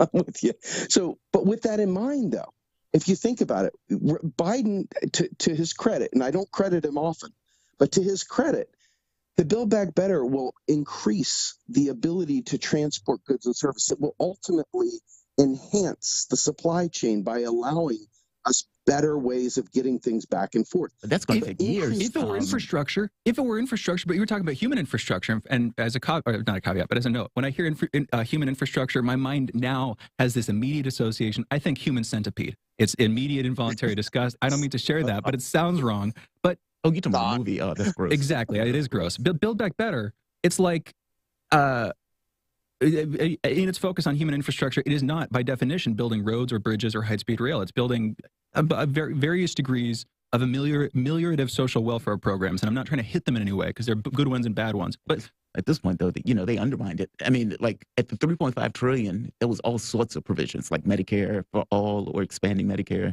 I think his point is $500 billion of it is climate change stuff. And so then it leaves you with 1.2 trillion.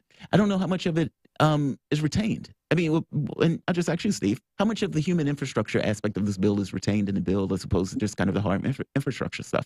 Not nearly enough. And when we say infrastructure, we're talking about skills. We're talking about making life better for people so that they show up prepared to work better. We're not talking about, like, I mean, as a person with an MBA, I understand the cost of attrition. I understand the cost of people not showing up for work because they're sick. I understand the real cost of retraining new people to do high-skilled jobs. So as an MBA, I can go the neoclassical, neoliberal route, and I can say that ultimately, human capital, human labor as far as an infrastructure is a vital thing at a macro level, which this is a macro bill. It's not a micro bill. This is a macro bill. And again, I'm not in the business of defending Biden. He's not someone I defend. In fact, he's someone I don't like at all for a host of reasons. But this bill, I want to evaluate it fairly, and I want to evaluate the terms of inflation fairly. It has absolutely zero zilch to do with printing money. Sorry, Coinbase libertarians. It's really down to the fact that the supply chains, it's like trying to jumpstart a car that's been sitting without a battery for 5 years, and hey, let's go ahead and get this car going again. But they are printing money. They are printing, and again, it's more complicated than just the Fed printers go burr. But I was reminded by a meme that I saw yesterday. As memes can be instructive. Memes can be very educational. I'll tell you. I was reminded by a meme that all last year people were making memes about the Fed printing money and how that would lead to inflation. And so, surprise, surprise, like goldfish, we're suddenly reminded of our forgetment or something like this. And my point is, Jamarl, you're right to bring up mention talking about this and how it's weird that it was only after the infrastructure bill got passed that he brings inflation up, even though that's been a viable point. And there is this sense in which, the recognition, we're going into inflation. We're now seeing the effects of it. But honest observers, including not particularly well-informed members of the public, just people, have been aware that inflation is happening because the Fed's creating, enlarging the money supply through various means, creating more USD in some sense. When people say that's not printing money, it feels like there's this sleight of, and I'm not accusing you, but it feels like a sleight of hand thing where it's like, okay, I get you mean technically you're not printing money, or technically the Fed's not printing money, but you get my point, right? What's your take on that, Steve? You're hearkening back to Milton Friedman's quantity theory of money that has been debunked 1,000 times over again. The Catalan effect has been debunked 1 billion times over again. Let's get into it. Let's explain that real quick, because I'll set it up like this just briefly, and I know I'm cutting right back in, but I'll hand it right back over. Mark Frost, our more sort of libertarian-leaning guy, he will reference a key Milton Friedman quote when talking about inflation, briefly paraphrasing it, pretty close. Inflation is everywhere and anywhere a monetary phenomena. That's the again. A word or two might be off, but that's the Milton Friedman quote. That's that take. He's a liar. He's not even. He's a disingenuous liar. That's what Milton Friedman was. He may be the most evil person to have ever lived. But I'm hearing a lot of emotions. You got. What did he say that was wrong? What did he say that was? Explain the premise. Look at Chile. The destruction that the Milton Friedman disgusting neoliberal angle brought to them was so horrific. It's history. You can look. No, Steve. What I'm asking you, what we're asking you is, what's the specific thing that you are saying that he's quoting? Yeah, like what's wrong with that understanding of inflation? Because I'm not defending the Chicago School in all its aspects, or neoliberalization, or privatization of random countries, all that stuff. Go for it, Steve. If you're printing money, I'll use all the wrong terms just to keep everybody happy for a bit. If you're printing money, okay, it's got to be spent into existence. Money just doesn't get printed and left at a bank and people come pick it up at the bank. The money is spent on real goods and services, real productive activity. Okay, we're not a commodity-backed money, so none of these things about quantity theory of money even are germane. They're not even. It's ridiculous at this point. So you look at it. They thought that you could combat inflation by raising interest rates. Well, what they did. They destroyed the entire economy, Volker. Thank you very much. And they blew it. It had nothing to do with interest rates. They used interest rates because what does interest rates do? They make the cost of credit more expensive. What does that do? That naturally raises the prices. So the complete ignorance of raising interest rates to solve inflation is preposterous. And that is a Milton Friedman ace in the hole. But wait a minute. Let's go back to there's the mathematical thing. Yeah, I mean, I agree with you that inflation, if you're trying to buy stuff that is in short supply, it's going to increase the cost of it because you're basically having more dollars or less dollars. More dollars to go against something where you don't have a huge amount of. So let's say if school books, for example, everybody can go to school, and then now we need more books, we need more desks, we need more university space, and which is going to kind of drive up the cost of the colleges and everything else until you have enough supply to kind of balance out the demand. Fair enough. But if you're raising interest rates because inflation is high, I mean, I think part of the thought is that people are putting a bunch of money into something. Let's say Trump's tax cut. And in that Trump's tax cut, you have people borrowing money, and they're putting that money either into stocks, they're buying up stuff, and it's like, okay, well, we have too much money going against supplies. And so I would imagine the thought of raising interest rates has something to do with stopping people from borrowing, stopping people from buying or getting excess cash in order to buy various items and everything else. I think that's where the thought that it brings it down is just cutting down the money supply. But tell me if I'm wrong on that. Wouldn't that undermine inflation on some level? Like if you have these kind of inflationary pressures because you have so much money buying up not enough supply, if you cut down on the money supply, wouldn't that balance out the supply versus the demand associated with whatever you're dealing with? No, because you're assuming an equal distribution. If you and Shane are sitting in a room and we all want a television, and there's only 2 televisions, what's going to happen? They're both going to be mine. I'm going to take them both. Sorry, Steve, go for it. But the bidding war will begin. Okay, right. But if one person only has $1 billion, and the rest of us have $1,000, you think that inflation's going to come? That same amount of money is in the economy. Let's say we change that to each of us have $300 million. Now all of a sudden, you, me, and Shane can buy an awful lot of things. Now that right there, if there isn't enough supply to meet our new demand, now that we all have a lot of money to buy, then you will have an issue because it's a resource-based issue, okay? However, if only one person has this, they're going to end up throwing that money in the fire sector because they don't need the rest. That money isn't going to be buying refrigerators and televisions. It's going to be sitting there earning interest somewhere in some account. But when you give it to people across the board, they spend it. And what happens when you spend? You're buying something scarce. And so when everyone has access to it, see, this is the problem, the good and the bad. If you don't have production to meet the new demand that everyone, because you have a quality distribution there, this is why, for example, with Medicare, we would absolutely need a tax cut for that to be effective, okay? It is not, it's a very efficient system, a lot of less monetary exchanges going on there, a lot of less, complexity, intentional complexity that creates more transactions, okay?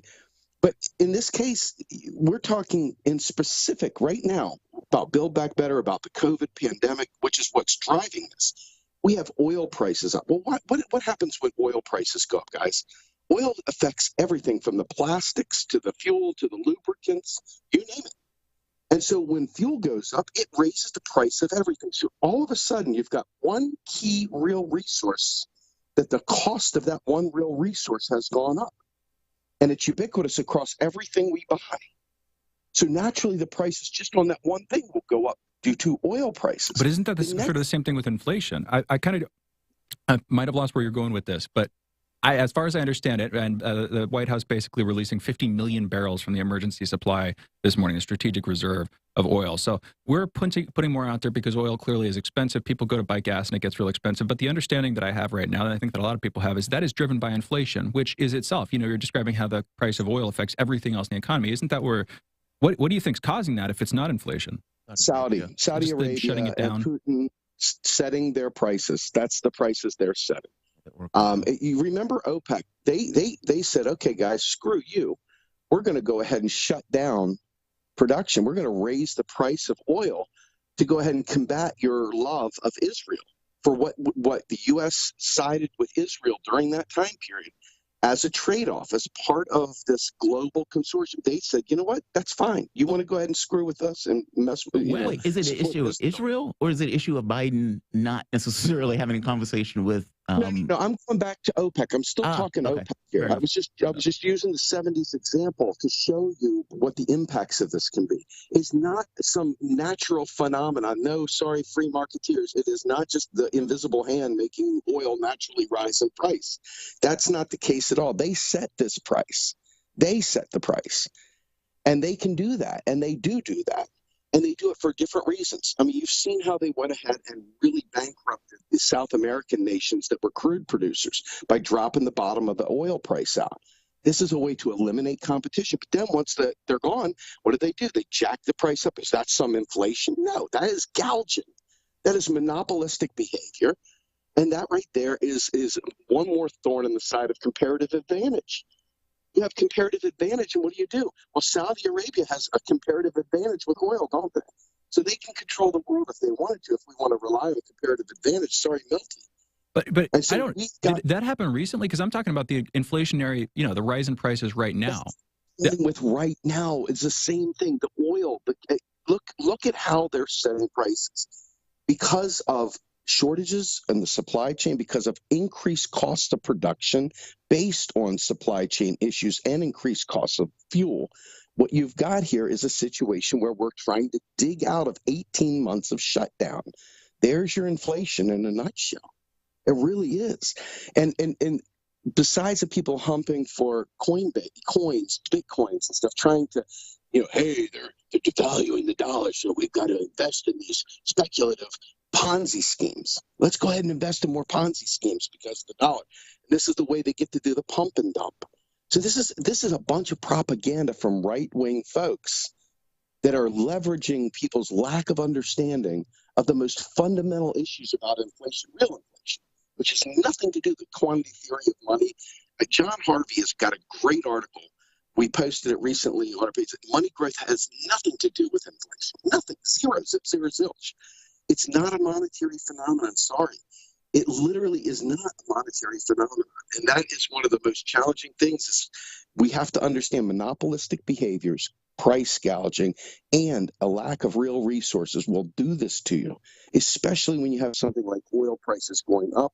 That is a fundamental, it's been fundamental forever. And that's why I use the 70s to explain this is not new. Let me ask you this. For the Build Back Better, do you think this is going to have any effect on inflation, be it positive or negative?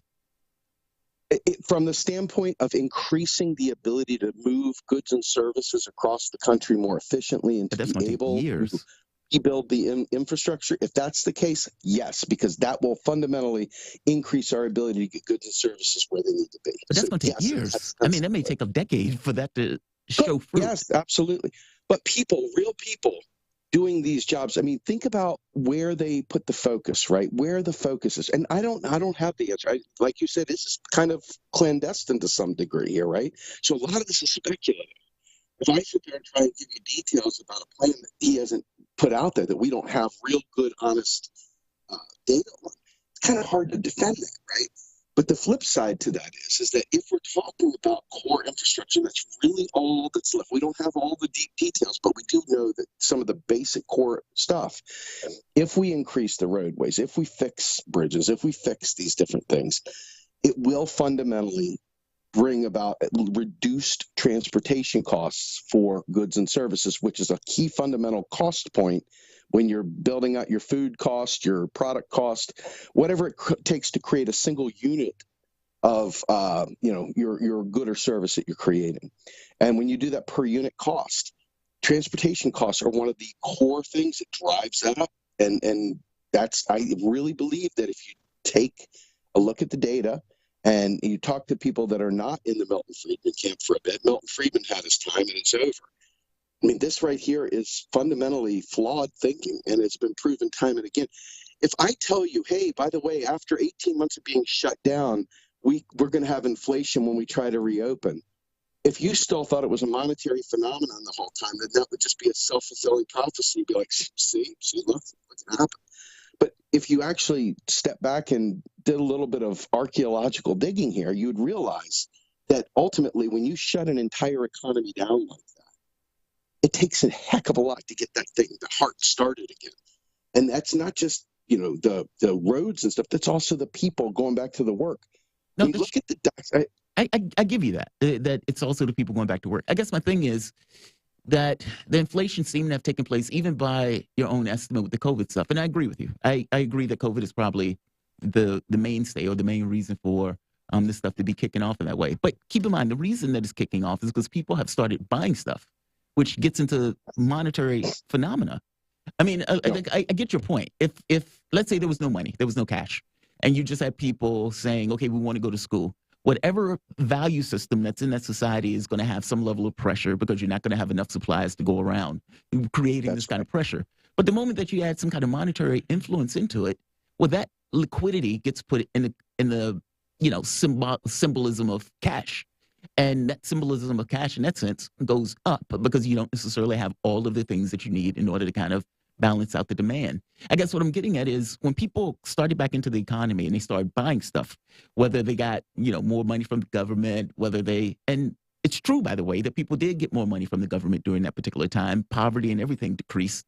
And so this is not a rah-rah for poverty. This is more so saying, though, that in the face of those people getting that extra cash, spending that extra cash, the supply chain breaking down and not necessarily having the elements and everything else available for it, well, it looks like you're getting inflation as a result of the money that people have and that those people are spending in comparison to the demand created by not having either the breakages of the supply chain, the energy demands, and everything else. It does seem to be a monetary phenomena in the way that it's expressing itself on this. If you and I were to get health care right now to this day for everyone, there are not enough doctors, there are not enough nurses, there are not enough gurneys, there are not enough hospitals, there are not enough clinics in country, those flyover states, as we say. There's not enough goods and services. Because why? Because we didn't prepare. Some bad person out there gave everybody some case of disease that made them believe that we can't do great things. And so they tightened the belts. They didn't do the things necessary to be prepared for doing that. I get that. But even in that argument, it's based in this notion of there's not enough. Because you could be right. If we prepared, let's say we bought all of the ventilators we needed to buy. We bought all of the vaccines and everything else in advance. And so when it comes around, people spending their money, this stuff is there. You could even look at the just-in-time economy stuff and basically say, okay, what if we didn't have a just-in-time economy where they had a warehouse of this stuff? So when people start spending money, the items that they were buying were there. Well, there's no inflationary pressure at that point because you basically have a demand that meets the supply. But the moment that you have a situation where the demand doesn't meet the supply, meaning you have all of this cash, but you don't have enough resources in order to cover it, you get inflation. It just seems to go along with the territory as a monetary phenomenon. It's the kind of thing that seems so simple and so obvious that it's like I would need to. The burden of proof is on disproving that or something like that. Sorry for cutting in, Jamarl, but it's like it seems so. It makes perfect sense. You have more money, the value of the money goes down. Maybe not immediately, but basically, the prices of goods and services are going to rise over time. Yeah, I'm. We're just going to have to fundamentally disagree. I mean, the fact of the matter is that unless you have an equal distribution, the money just sitting there is a stock. It's not flowing. Inflation is brought on by spending, but it's brought on by a lack of actual resource in the other end. Totally. So think about Walmart for a minute. Think about Walmart. They have one of the most incredible just-in-time inventories known to man. Like, that's what happens when you gouge your employees like crazy. You can invest in that. They have one of the best ones. And if you looked at Walmart's during not only the pandemic, but even now, shelves are empty. Shelves are still hardly stocked. Why is that? Why do you suppose these businesses can't get enough of their own product out there to meet the demand? Is it because of inflation? No. Inflation is coming as a result of them trying to get this stuff out there and us not having the goods out there for purchase. If you remember the Greenspan Paul Ryan fight about Social Security. Yeah, I remember that. Oh, go ahead. I'm sorry, please. No, Paul Ryan, the famous libertarian with an R in front of his name, was trying to convince Greenspan, wouldn't it be better if we privatize Social Security? Because after all, that's what a neoliberal does. They want to privatize the public space. And so, for profit motive, by the way. And so what ends up happening is that, Greenspan, in a rare moment of honesty, said, you know what? We can spend as much money as we want to spend. We can, quote unquote, print as much as we want to print. There's nothing preventing us from spending any of that. Right. If it's allocated in dollars, we can afford it. Yeah. Can we create an economy where the real goods and services are available for purchase? This is 100% Alan Greenspan. You don't get much more neoliberal, much more libertarian-minded than Alan Greenspan in terms of his monetary beliefs. And he's sitting there telling you flat out, it's not a matter of the money. It's a matter of, are the real resources in place for people to buy? And that is the name of the game. That really is the name of the game.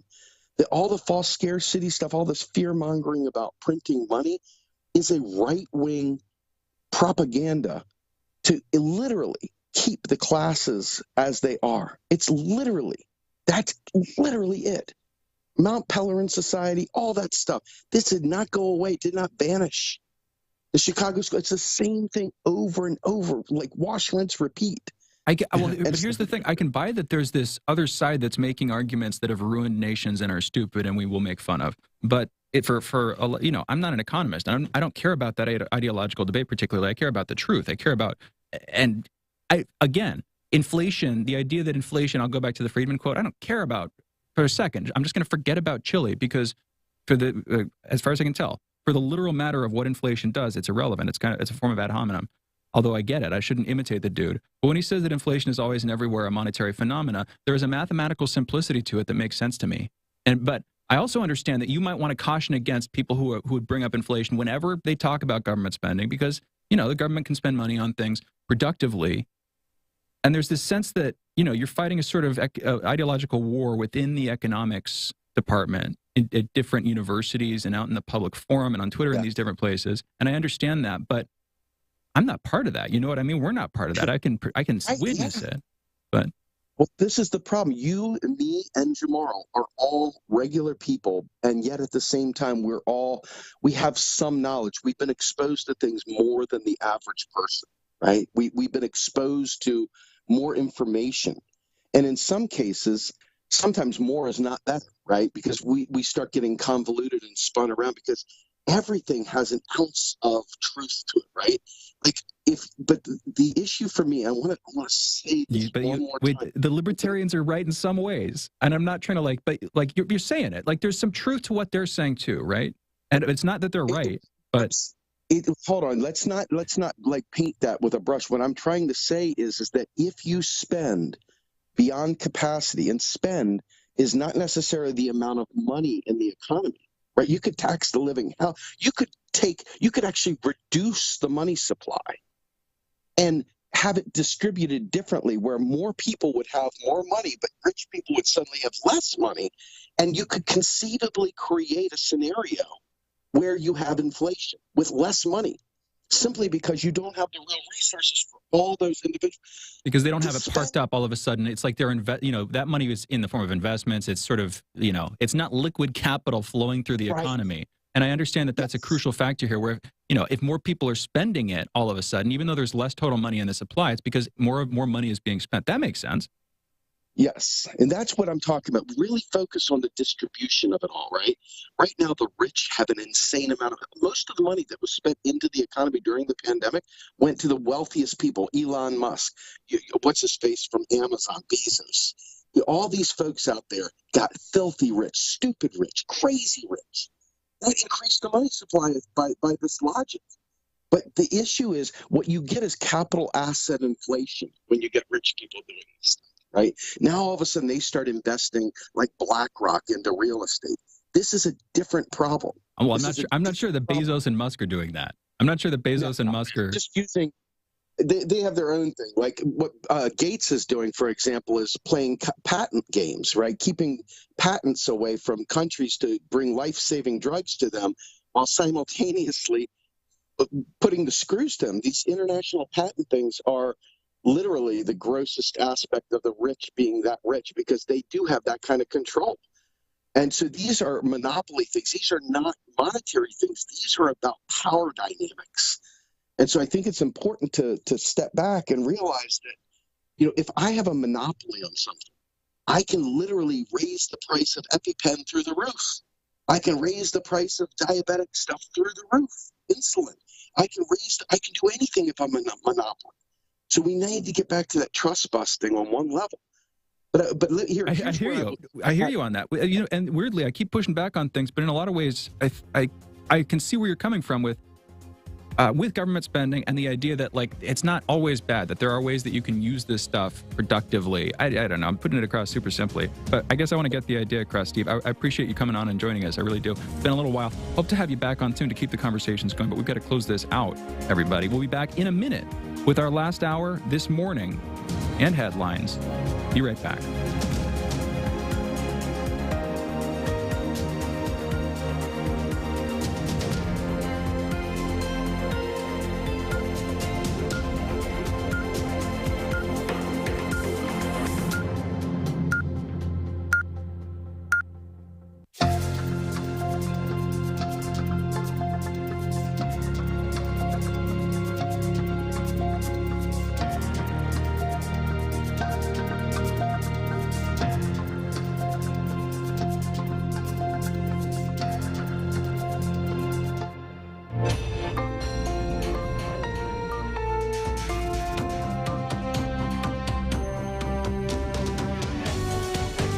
listening to Radio Sputnik. Telling the untold.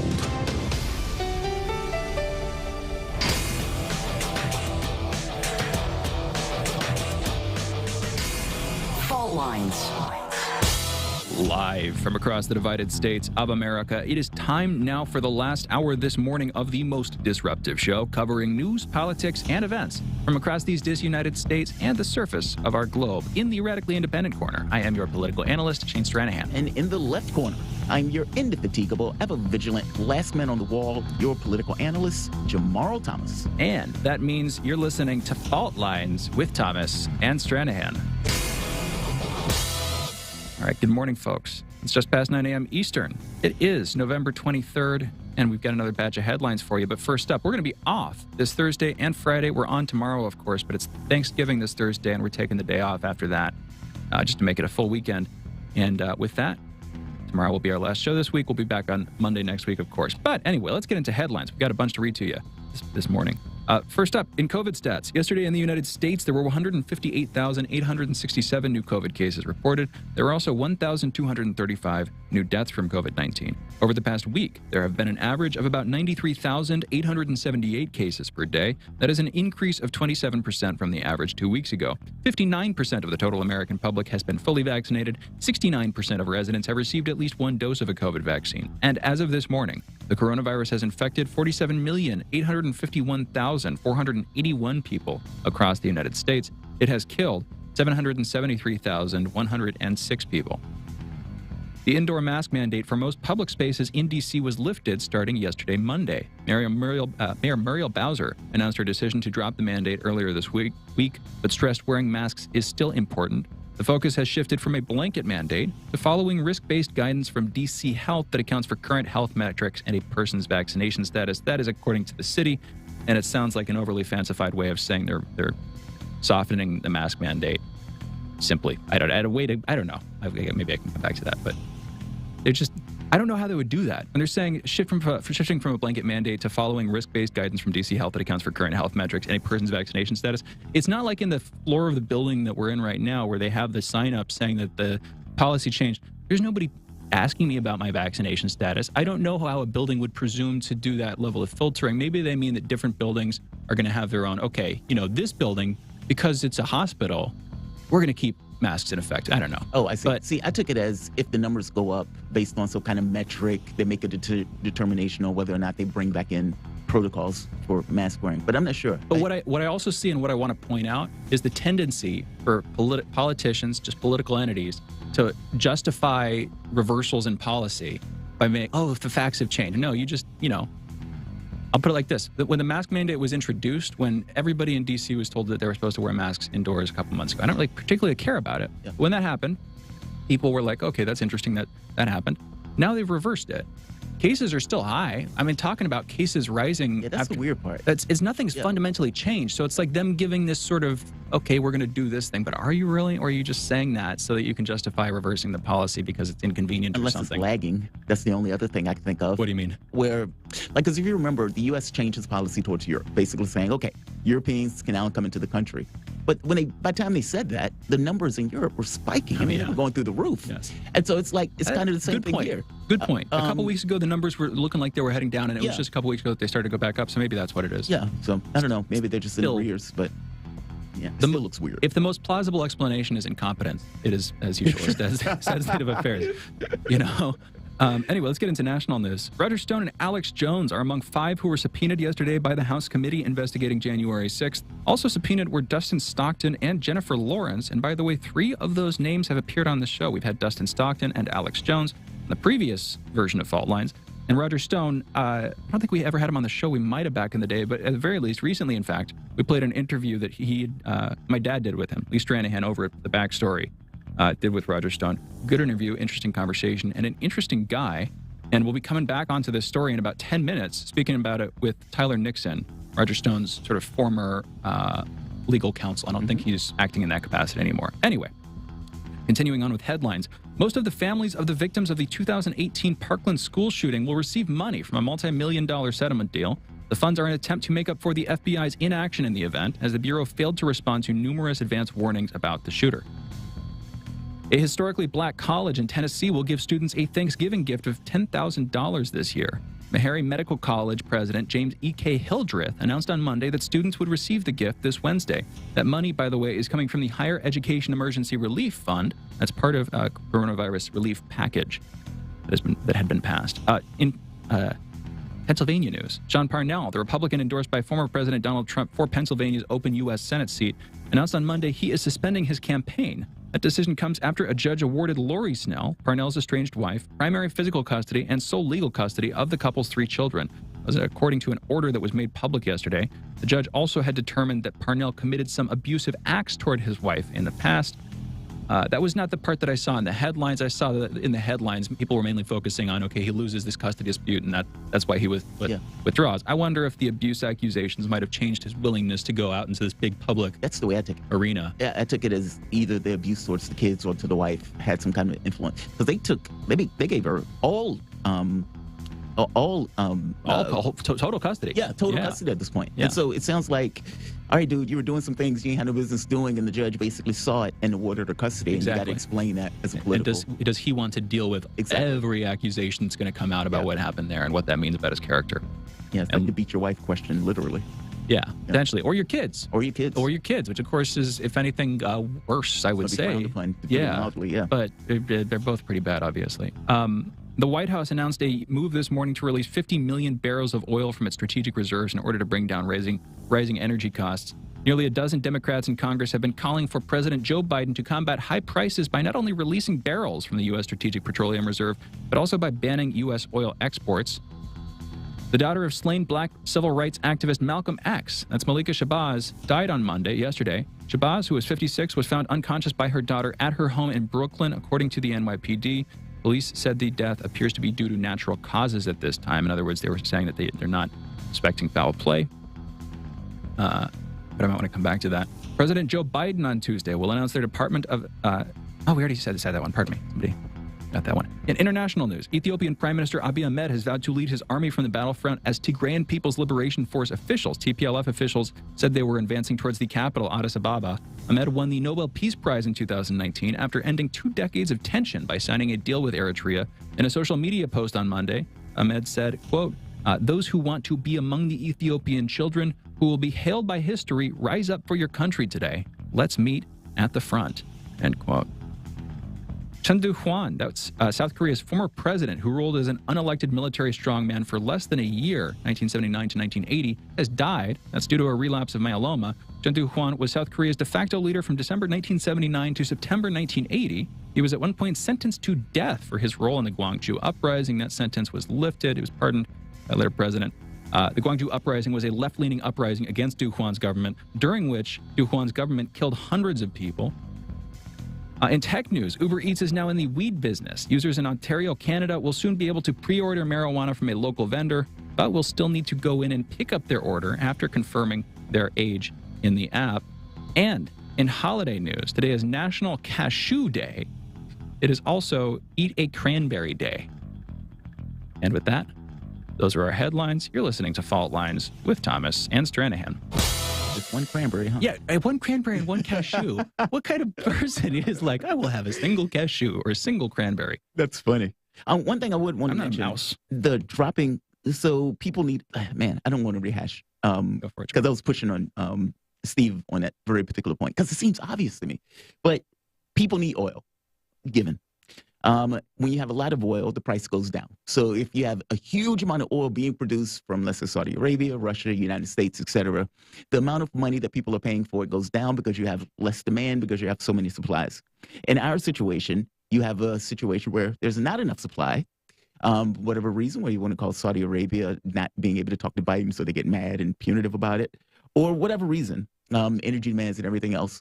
And so the price goes up because you don't have enough, called inflation, meaning those are inflationary pressures associated with gas based on not having enough demand to meet the basic that people need.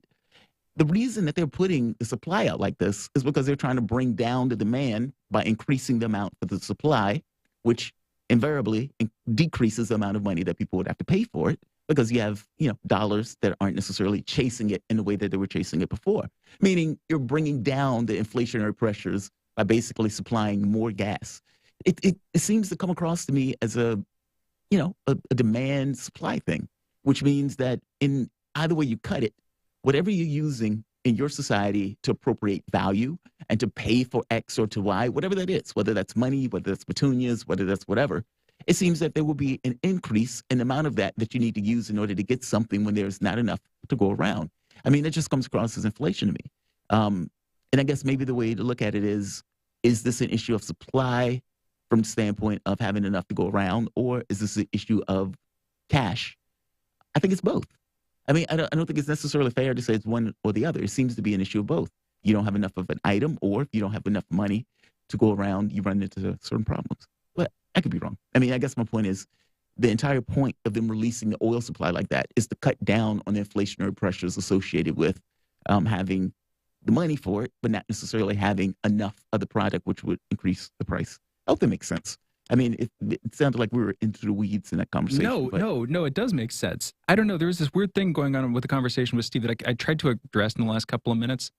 But yeah, it felt like there was this, this economics war that makes perfect sense that's going on between broadly two schools. Yeah, I thought. The MMT school and their enemies, the Chicago-leaning Milton Friedman Chicago school. But it's like even in the language he was using, he was owning up to the fact that but that's where we don't have enough supply. That's where I was going. Yeah. Is that, there's this war between the two schools. They each have their own language. They each have their own models and lenses for understanding the economic system. And it sounds like he, and as he sort of started to get into, there's a grain of truth in, both of them. Even the least, he wasn't saying the libertarians are right. He was saying, there's a grain of truth in everything. But of course, by saying that, you're opening the door to the idea that at the very least, there's something to their point. And if there's something to their point, we might as well, stop a moment to be like, okay, what is there to their point? Now, their angle was inflation is always and everywhere a monetary phenomena. The quantity theory, basically, of the value of money. The more you have it of in the supply, which makes, that's, as far as it goes, that makes sense. He brings up a valid caveat that doesn't immediately come to mind, which is, well, it needs to be circulating. It can't just be parked in something, of course. I know that Keynes focused on that quite a bit. Yeah. If it's parked somewhere, then it's not really being used in this kind of flow of money thing. Yeah, but clearly inflation is also always and everywhere a monetary phenomena, at least to me. But also at the same time, you can see on the other end of things, you got to look at the supply chain and other factors. You can't just look at the sort of numerical value of money as if that gives you a full understanding of the economy. From a macroeconomic perspective, surely that's a helpful handle. And I know that people have hit economists for producing either overly simplified or overly complicated, but just mathematical formalizations of how the economy works that mislead them radically. And economists will go on that and people will hit them for it. And so there's something worth hitting about that. And, I've heard the Chicago school specifically went too far in that direction, maybe.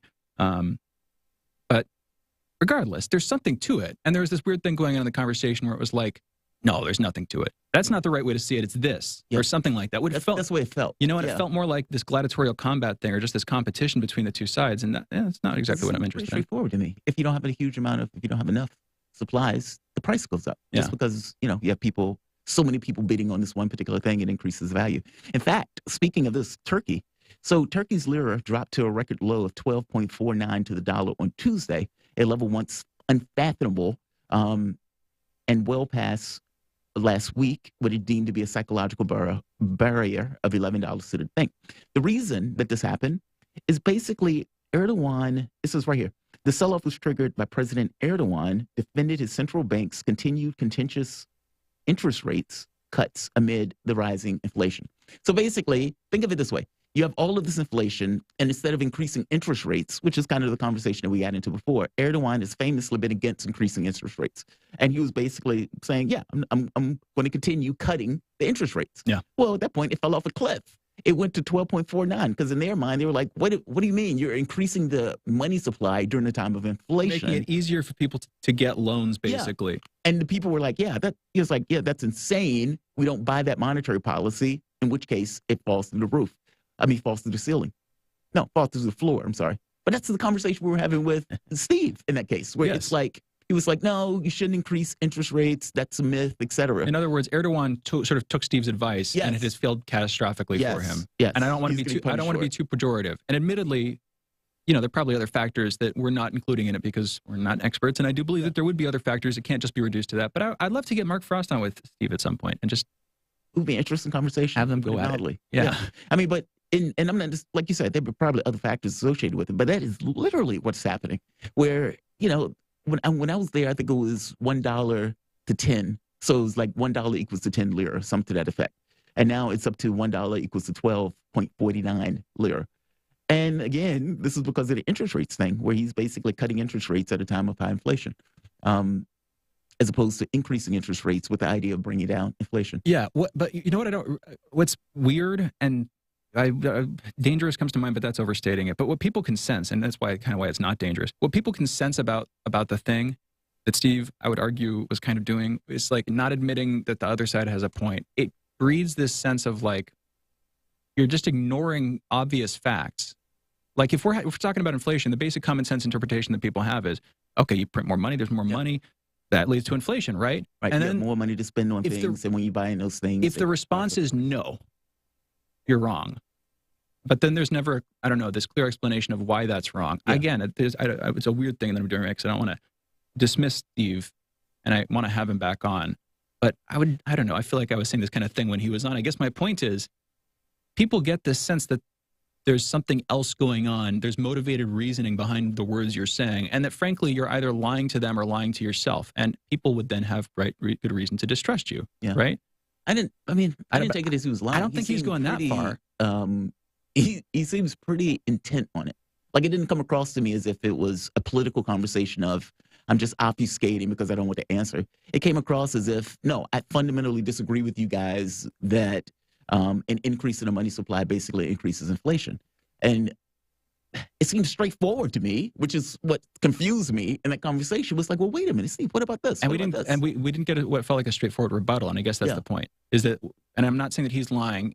I think that it's more like he believes it very strongly, but maybe it's not entirely reasonable or something like that. It to me that he believes it strongly, but I don't get it. Yeah, like, or maybe it's a good faith sort of political battle, whereas this contest between these two economic factions, and admittedly the Chicago school has done a lot of bad things, and so it's like, you know, these guys are right-wing political hacks. They have it out for us. It's intentional. They see what they're doing. I can get that energy. I can feel that, you know, it came across very clearly when he was saying those kinds of things on air. So you can have a good faith reason for maybe, you know, just waging that kind of ideological warfare. But the problem with that is, you know, a lot of people in the middle are like, but what's true? Well, you know, you're ignoring this part of their argument. I think he fully believes it. You're fighting your fight, but... Yeah, I honestly think he fully believes it. I mean, it's just the way the conversation went. I don't think anybody fight that hard for something they don't entirely buy. And I don't know if that's an ideological belief.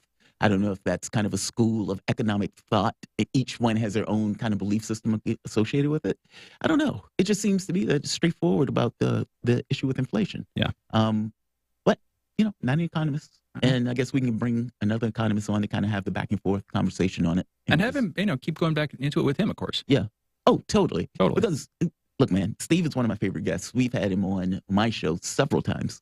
And I think we've even had him on here maybe 4 or 5 times in general. I know. I like him quite a bit. He's incredibly affable. Yeah. And it makes it easier to argue with him. Yeah. And that's why, you know, it's a little weird of the thing that I was technically doing there, because I was kind of hitting him. I mean, we just had him on, and I don't want to hit him on that. But it's there. I think you get where I'm going, where there's also this weird sense like we're trying to have this conversation. I don't know.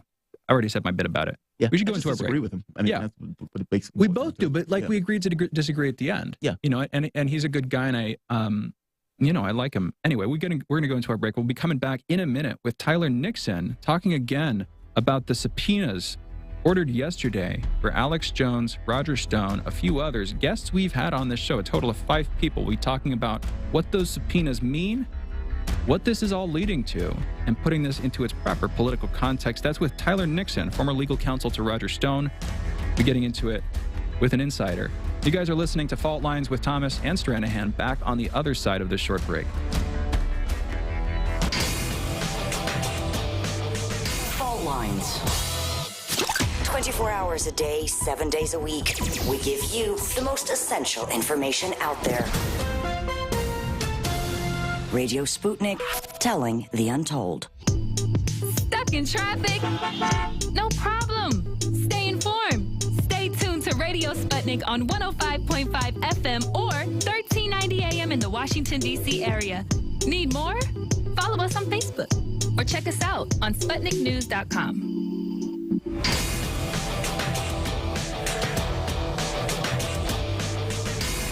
Fault Lines.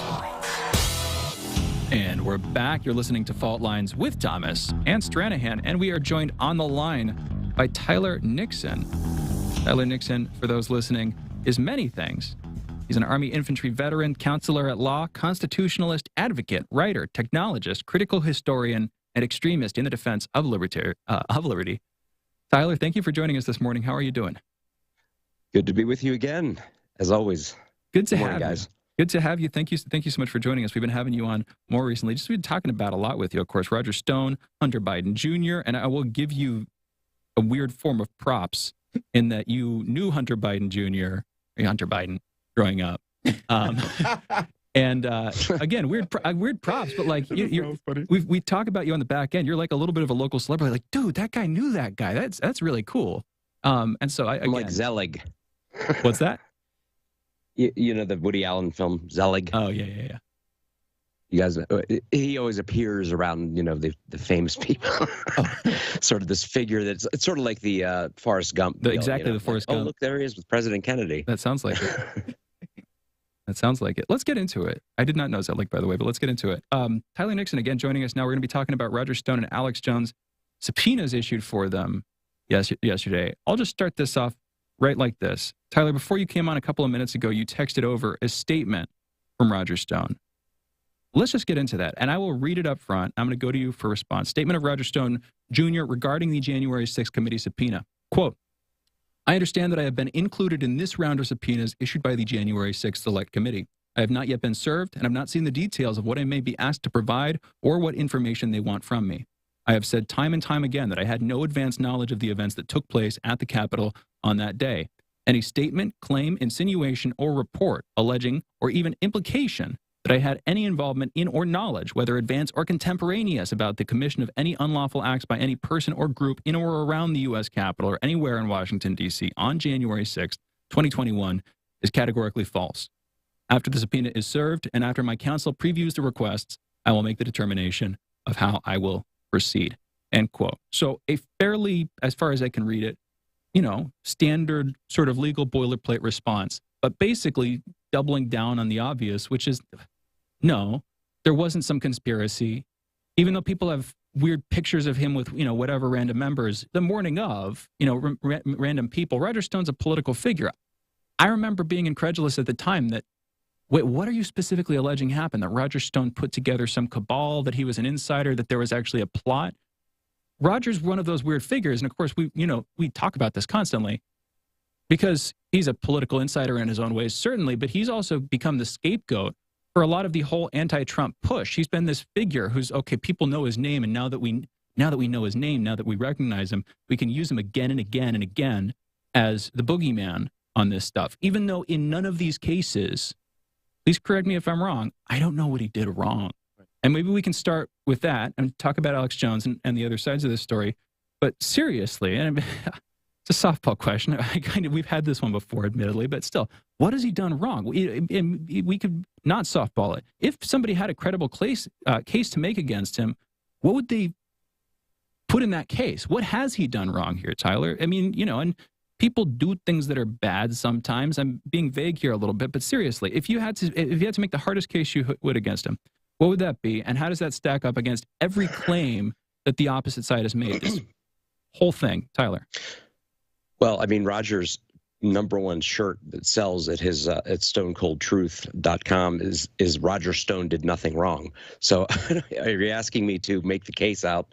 I think what he did wrong, well, first of all, there's what's wrong and what's illegal.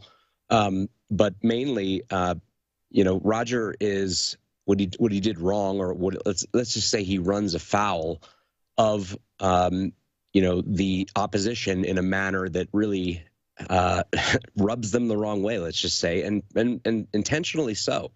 And Roger's been doing this going back to 1972 when he first got involved. Well, he got involved in politics earlier than that. And to clear up the a mistake or an error that was stated earlier, I am Roger's personal counsel on an ongoing basis. Sort of like permanent retainer. If Thank he you. needs me, he calls. That was me. I thought you dropped out of it, but misremembering on my part. No, I mean, he's got revolving as need arises. I mean, I edited the Stone's rules, and I've done some ghostwriting for him, and I sort of give him strategic advice legally.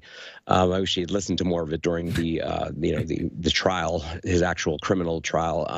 That being said, Roger right now he's pretty circumspect about the whole thing. Well, after the incident with the dog, real briefly, the worst thing he's done, didn't he threaten to kidnap Randy Credico's dog? That's the thing. I mean, Tyler. No, even that was a complete embellishment that Credico himself would have denied. What it was is that, okay, so this is getting to like inside baseball. Roger is a tempestuous guy. He has Sicilian roots, and he can have a fiery temper. I mean, he could be the nicest, friend you ever known, or the worst enemy you would not want to have. That being said, Randy Credico was the, sort of lefty, Assange supporting and cheerleading, which I totally joined with him in. He was a comedian, but he also, and there's an interesting movie about him called 60 Circles Around the Sun, I believe it is, about Randy Credico, who was an anti-drug war crusader, on which I again agree with him, and also had gotten onto the radio in New York and was doing some broadcasting there on a regular basis, and had connections to Assange through one of Assange's attorneys. So that being said, Credico had confirmed for Roger, or at least Credico gave the impression to Roger, and that he had an inside line to WikiLeaks and could confirm that yes, they had information on Hillary Clinton that would be damaging, and everything leading up to whatever the so-called leaks were. And I think they were leaks. I don't think there was a hack. That being said, and Credico basically. He began to sort of let's just say equivocate on what he had said to Roger and how he had confirmed. And Credico was trying to puff himself up basically to Stone, and saying, yeah, he's got the goods on Hillary. Hillary's going to go down. And I mean, these are clear texts that Credico is trying to tell Roger, yeah, believe me, I know it's confirmed. I can't tell you how, but whatever. And so he began to equivocate on that after the S hit the fan. And Roger rightfully sort of went a little bit ballistic, saying, what do you mean you're not going to validate the fact that you did say this to me? You said these things that led me to have reason to believe, confirming ultimately the truth. So anyway, they got into these exchanges, and Roger basically sent an email saying, you're not looking after your dog properly, because I mean, with all due respect to Randy Credico, he's not. If it were not for Roger Stone, Randy could have often, at times in the last, say, 12 years, been out, or almost 20 years actually, been out in the street, literally.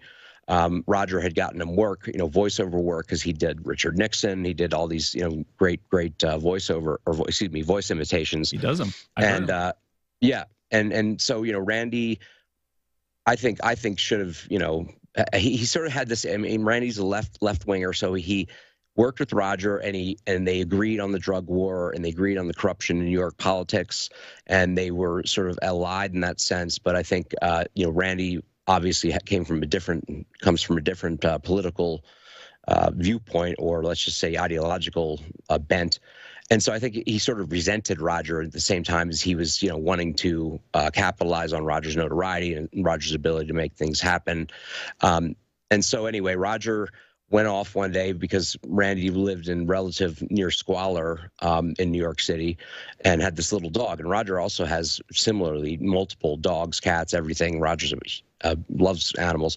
So Roger in one email said, so this is like maybe a Saturday morning, says, you're not taking care of that dog, and the state should come in and, basically like the SPCA or whatever, come and rescue the dog. And so the follow on to that was, I'm going to take that dog away from you.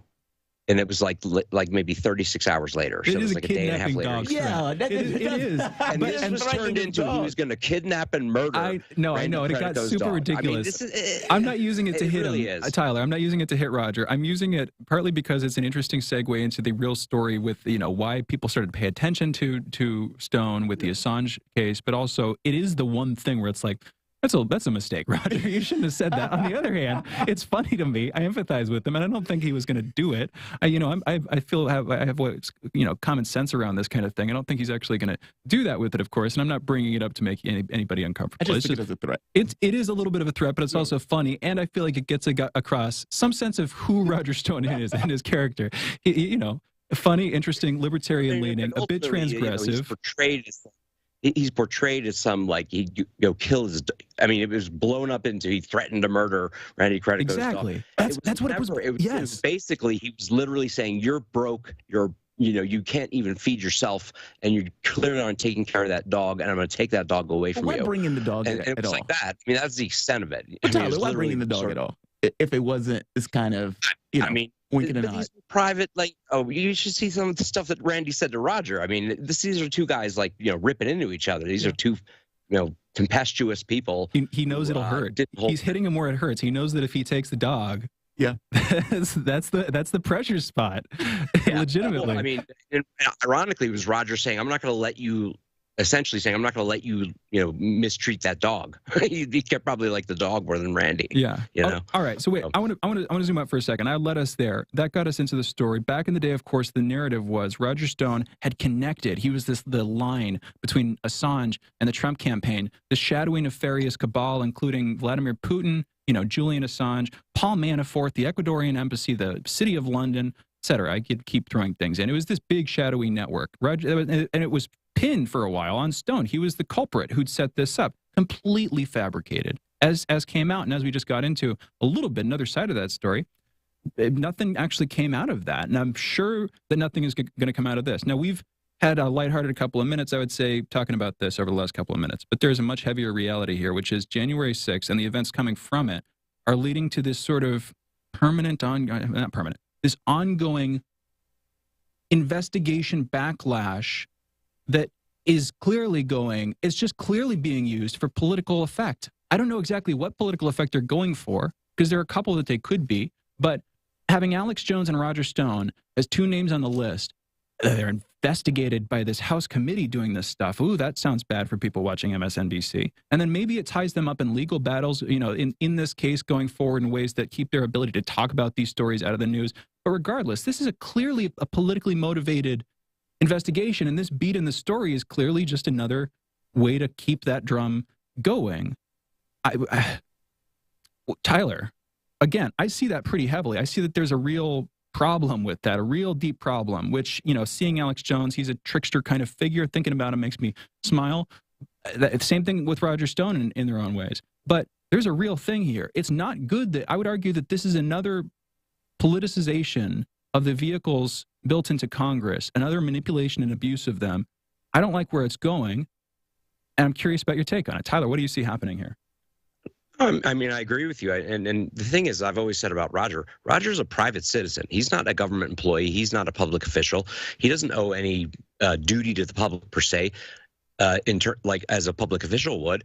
So, he's held to this standard as though, it makes me laugh that he's held up as villain when you have people who have power and who have, resources and who are holding positions of public trust, who have lied and manipulated and betrayed the public trust, such as Adam Schiff.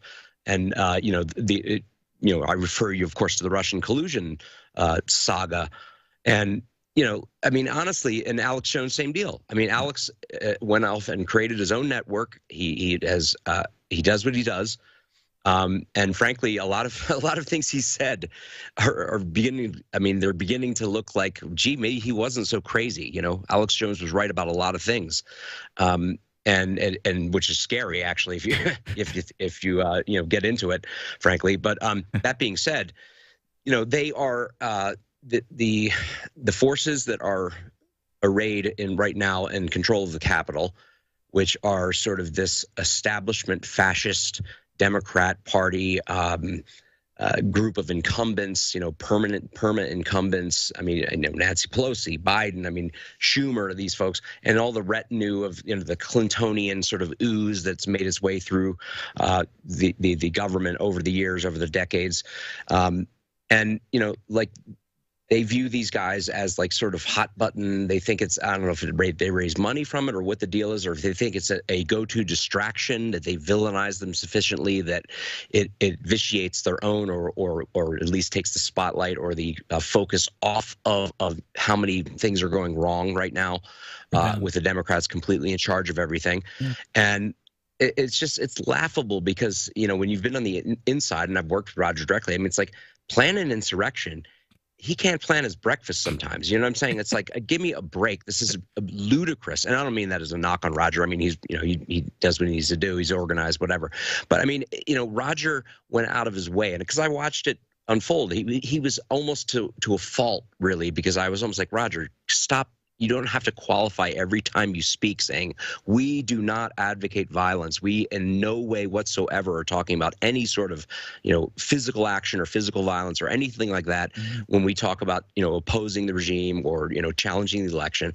He repeatedly said that in every speech he gave, including the one that was prior to the night of the night prior to the January 6th events.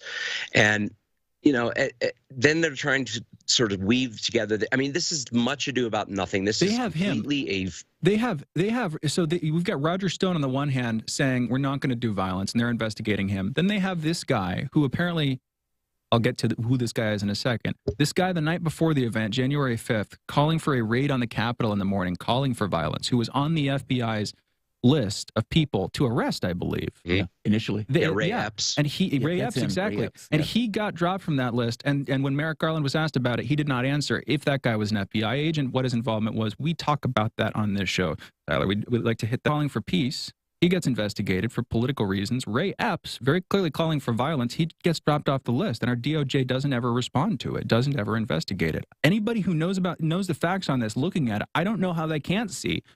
What are these people doing, this House committee? What's the investigation actually about? What are they trying to get out of this? Why are they not investigating the people who are clearly doing, forget the DOJ for a second, why is the House committee not making a lot of noise looking into Ray Epps and his potential connections and to whom he's connected? Why aren't we hearing more about that? These are rhetorical questions, unless they're not. What's your take on it, Tyler? Where do you think they're going with? Well, I mean, I think, the question answers itself in a sense. This is an investigation that's a cover-up in many ways. I mean, if you think there was not federal infiltration, if they were able to whip up this Gretchen Whitmer plot that consisted of people, basically the lead guy pushing the whole thing was an FBI informant, if not an actual agent, based on some of the things he did within the organizations that he, quote, infiltrated. I mean, these so-called right-wing groups that are so, exist more in the fevered minds of, frankly, I don't know, DC establishment, fascist left, incumbents are literally shot through with federal, informants, federal, in some case, whatever you want to call them, confidential informants and otherwise. And that's probably what Ray Epps was. And it really takes a dark turn, though, when someone who's supposed to be an informant or just simply an information source suddenly becomes the agitator, becomes the provocateur, becomes the lead person. And let's face it, we have a track record for this. I refer you to basically the entire Muslim community in the United States. I mean, in the post 9/11 era, where they were cooking up these plots that were, ultimately just sort of hapless, the ones they could get to be sort of, quote, participants in terror plots were sort of wingnuts, and the main of the Muslim community was like, no, we don't, they would immediately just sort of not want to have anything to do with what ended up being FBI agitators or informants slash provocateurs who were pushing for these plots. And it's ultimately like, well, okay, great, so you whipped up a plot with a bunch of people who were sort of hapless as hell, and then you busted these people, and whoa, oh look, we broke up a terror plot. I mean, it's a joke. It's pathetic. The question is, but for the FBI or the federal involvement in it, stoking it, would it have occurred? you know? So, and I don't think it would have. And there's big questions about that. You know, Merrick Garland could not answer, he would not answer Thomas Massey's question as to whether there were federal agents involved in that day. And you should answer that. Yeah, I mean, you're basically, are there agents in the building? I mean, because we know as a flat fact that there were agents there. I mean, at this point, there were several. He wouldn't answer how many were there. Were there any that was instigating people into the crowd or to the building? He didn't necessarily want to answer the question. Ray Epps. And if I may jump in, I mean, look, a theory is that it didn't turn out the way they wanted. Okay, I think whoever, if someone, let's say you have an agent provocateur that we're trying to get, initiate something that would really get ugly, and turn, far worse than just, vandalism and whatever, and police getting pushed on. And basically it didn't work out that way. So now there's this, existence of, they've had to round up all these people and hold them in like a gulag style. You have this guy who wore the horns, who gets 41 months in prison. Seriously, the guy didn't harm a hair on anybody's head. I don't know, but all these people. He was a poster boy for it. They were making an example of it, and also I don't know, gulags. I mean prison, right? I don't know if you're referring to something specific there, but the DC jail. I mean, these guys. Have you? I would urge you to look into the treatment. I've not been there yet. Not yet, but I'm certainly. Yeah, it's pretty bad. Right. It's pretty bad. And to me, like what sealed it was when Gates, Congressman Gates, Thompson, Green, Gomer, they all physically went over to the jail, and were told they were trespassing. I'm like, these are United States Congress members. Like, yeah, I remember back in the day, it's like DC is under the, this is a federal, the federal enclave. The budgets, I mean, everything is funded by the federal government through the Congress for DC. And it was literally where they said, first of all, you're trespassing. And then they said, well, let me talk to you outside. And this, heavy set female, like sort of prison, correctional officer, whatever, at the facility, walked them outside. As soon as they were all outside, she scurries back in and locks the door behind her. I was like, "What is this? Is crazy. Yeah, I mean, this is outrageous." Let me ask you so this. That goes to show you what I mean. Why wouldn't they just say, "Yeah, come on in. You can see these people. We consider them dangerous and whatever." There's such manipulation going on here, and it's so politicized. Fair enough. And I think ultimately this investigation is to cover up the fact that there were, ultimately, of course, just to create the impression that Republicans were insurrectionists, worst attack on the democracy since the Civil War and all that. Total tripe, frankly. But also, I think, frankly, to cover up the fact that there were federal, and if they weren't certainly agitating and there was a plot, why didn't they reveal it? Which is why the FBI, 3 months ago, said Alex Jones and Roger Stone have been investigated, and there's nothing. Yeah. Well, they literally just came out and said it proactively. Is Roger Stone and I don't know. I know you don't know about Alex Jones, but is he going to answer? I mean, is he going to fulfill the subpoena? Is he going to testify? Why don't any of these guys just consider calling Fifth Amendment? They are. They will.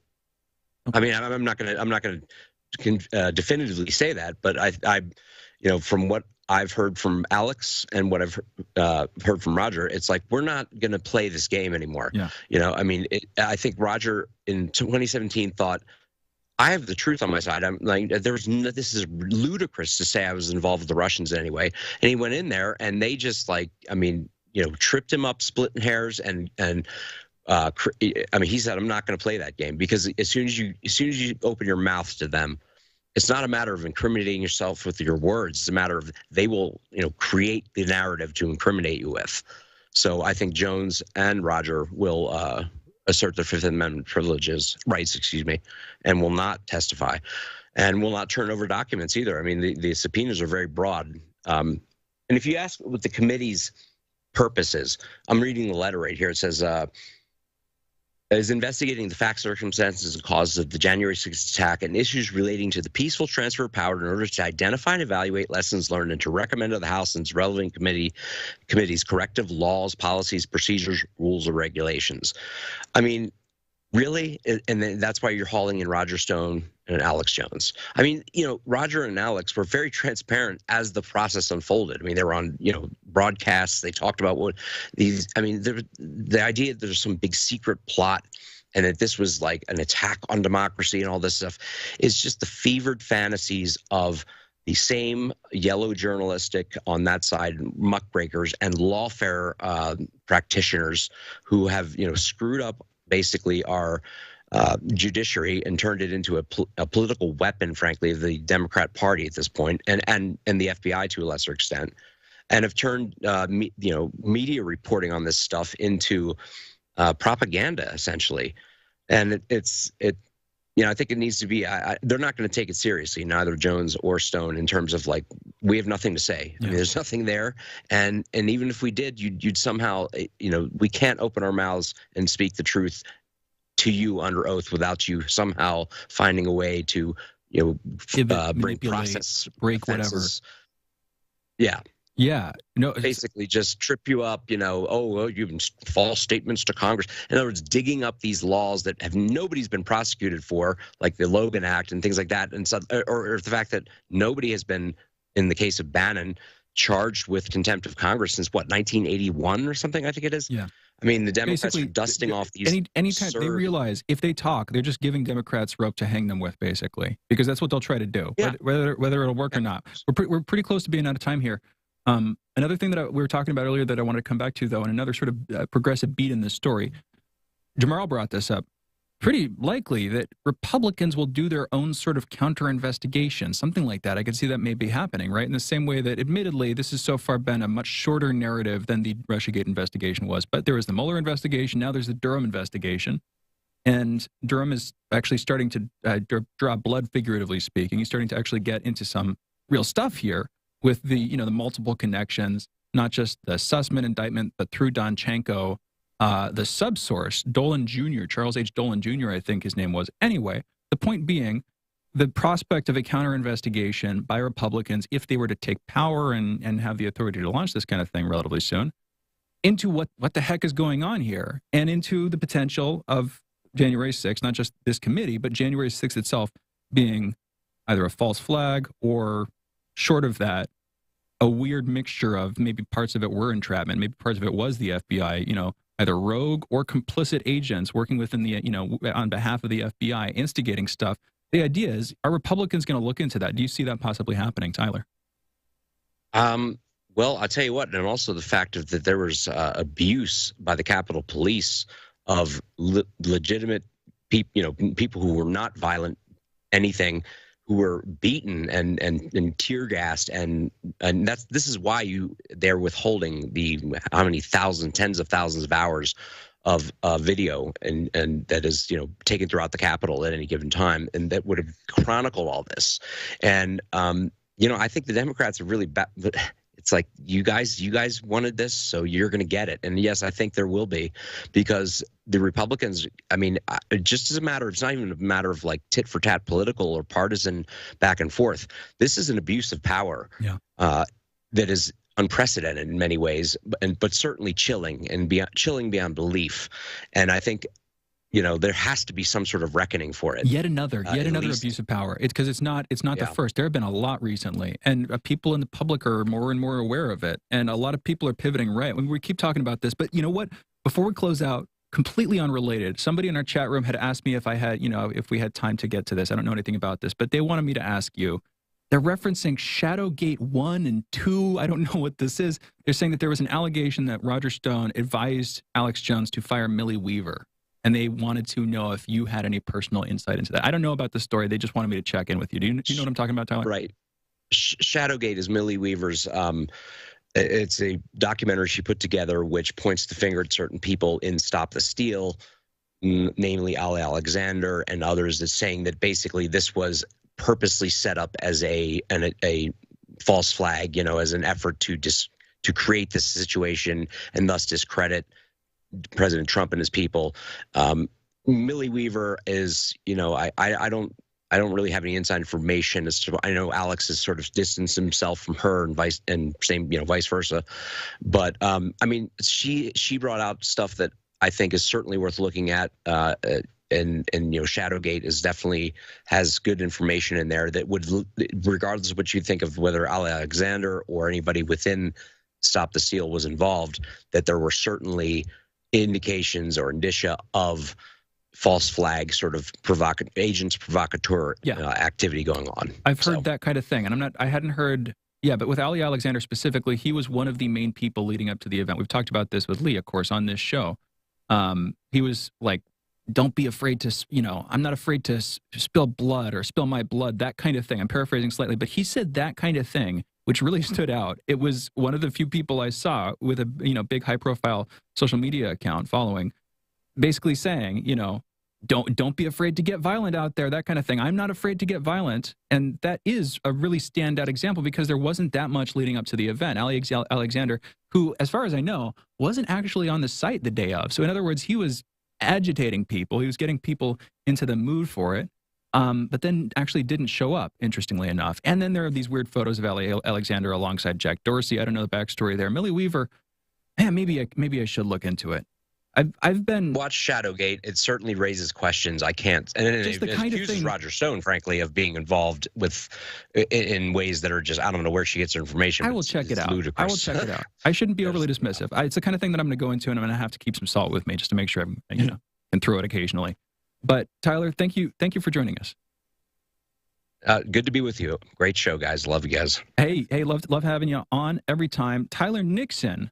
For those listening, great and frequent guest on this show. He is a sometime legal counsel to Roger Stone. I'll start out with that. He's also Army infantry veteran, a counselor at law, a constitutionalist, advocate, writer, technologist, critical historian, and extremist in the defense of liberty. Follow him on Twitter at Tyler P. Nixon. And you're listening to Fault Lines with Thomas and Stranahan. We'll be back in a minute taking your calls. 202-521-1320 is the phone number. Be right back on the other side of this short break. Fault lines. Tough questions are the most powerful weapon we have. As long as you have questions, we'll keep asking.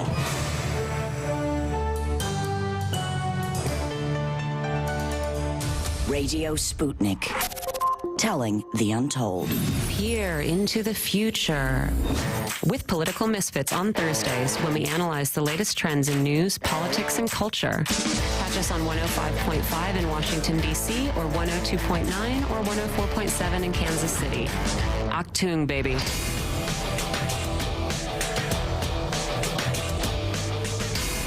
Fault Lines.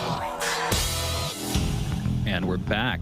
You're listening to Fault Lines with Thomas and Stranahan. 202-521-1320 is the phone number. Let's go to Tarif, calling in, of course, from New Orleans. Tarif, you're on the line. What's on your mind this morning?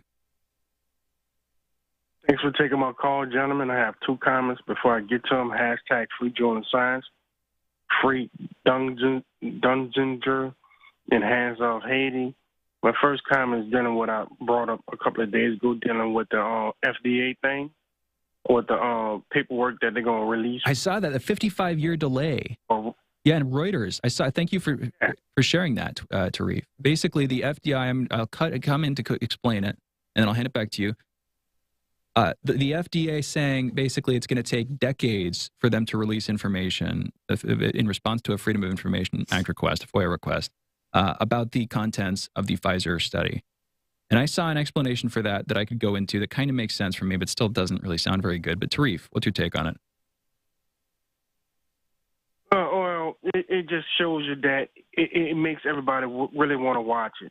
I mean, really want to find out what's in that paperwork. Even Reuters is, upset with it, the people that wrote the piece from Reuters. So that make everybody want to see what's going on. You know what I'm saying? Because you might have lawsuits, you might want to sue Pfizer if they're done any wrongdoing.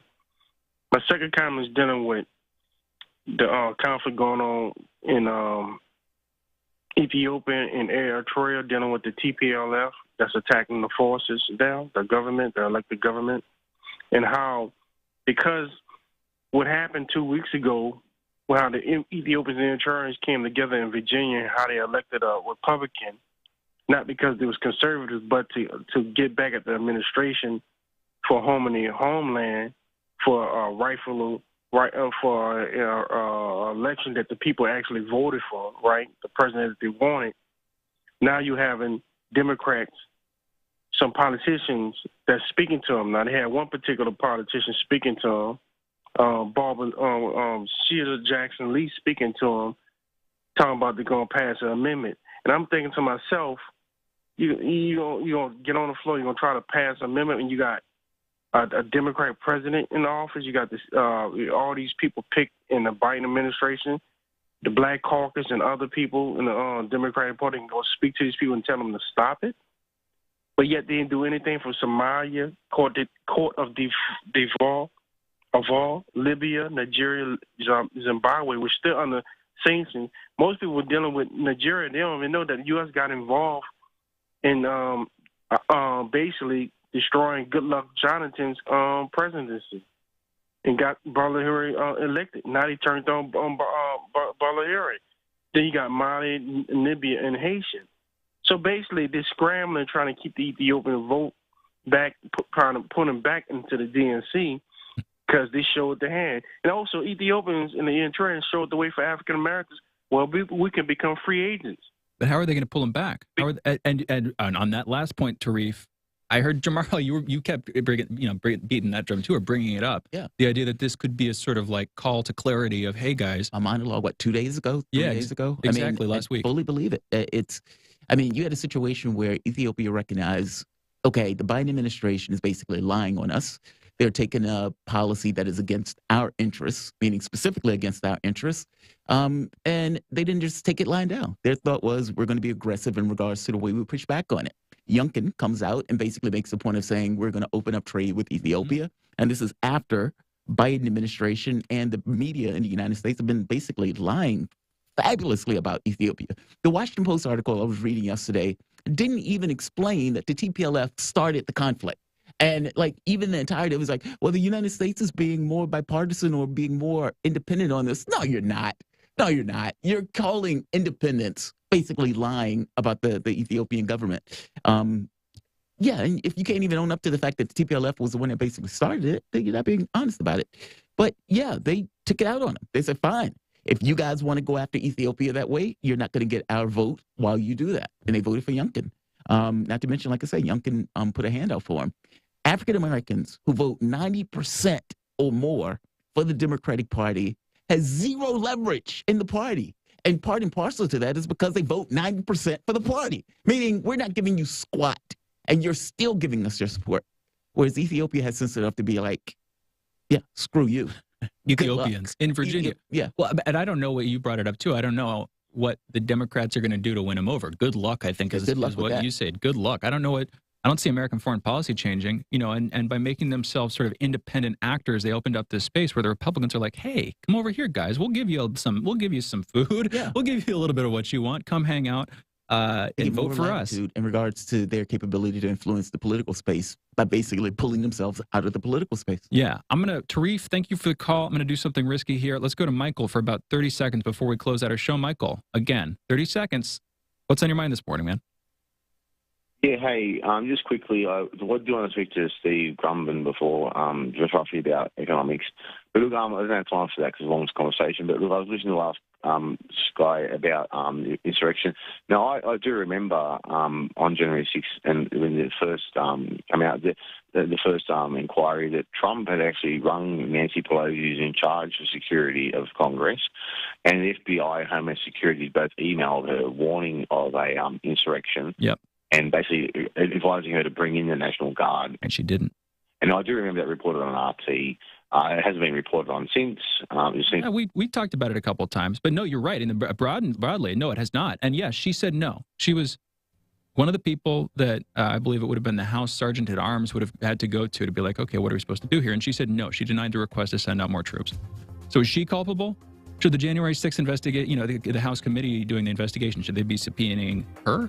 She seems like she's more, of course, it's ridiculous, but she's more tied into it than either Alex Jones or Roger Stone are. Yeah. Which, I don't know, that sort of reveals the lie that belies it all. Anyway, Michael, thank you for the call. Thank you, everybody, for listening to this morning show. We're going to be closing it out. Remember, we're not on this Thursday or Friday. We're taking those 2 days off, but we will be back tomorrow morning at 7 a.m. Eastern.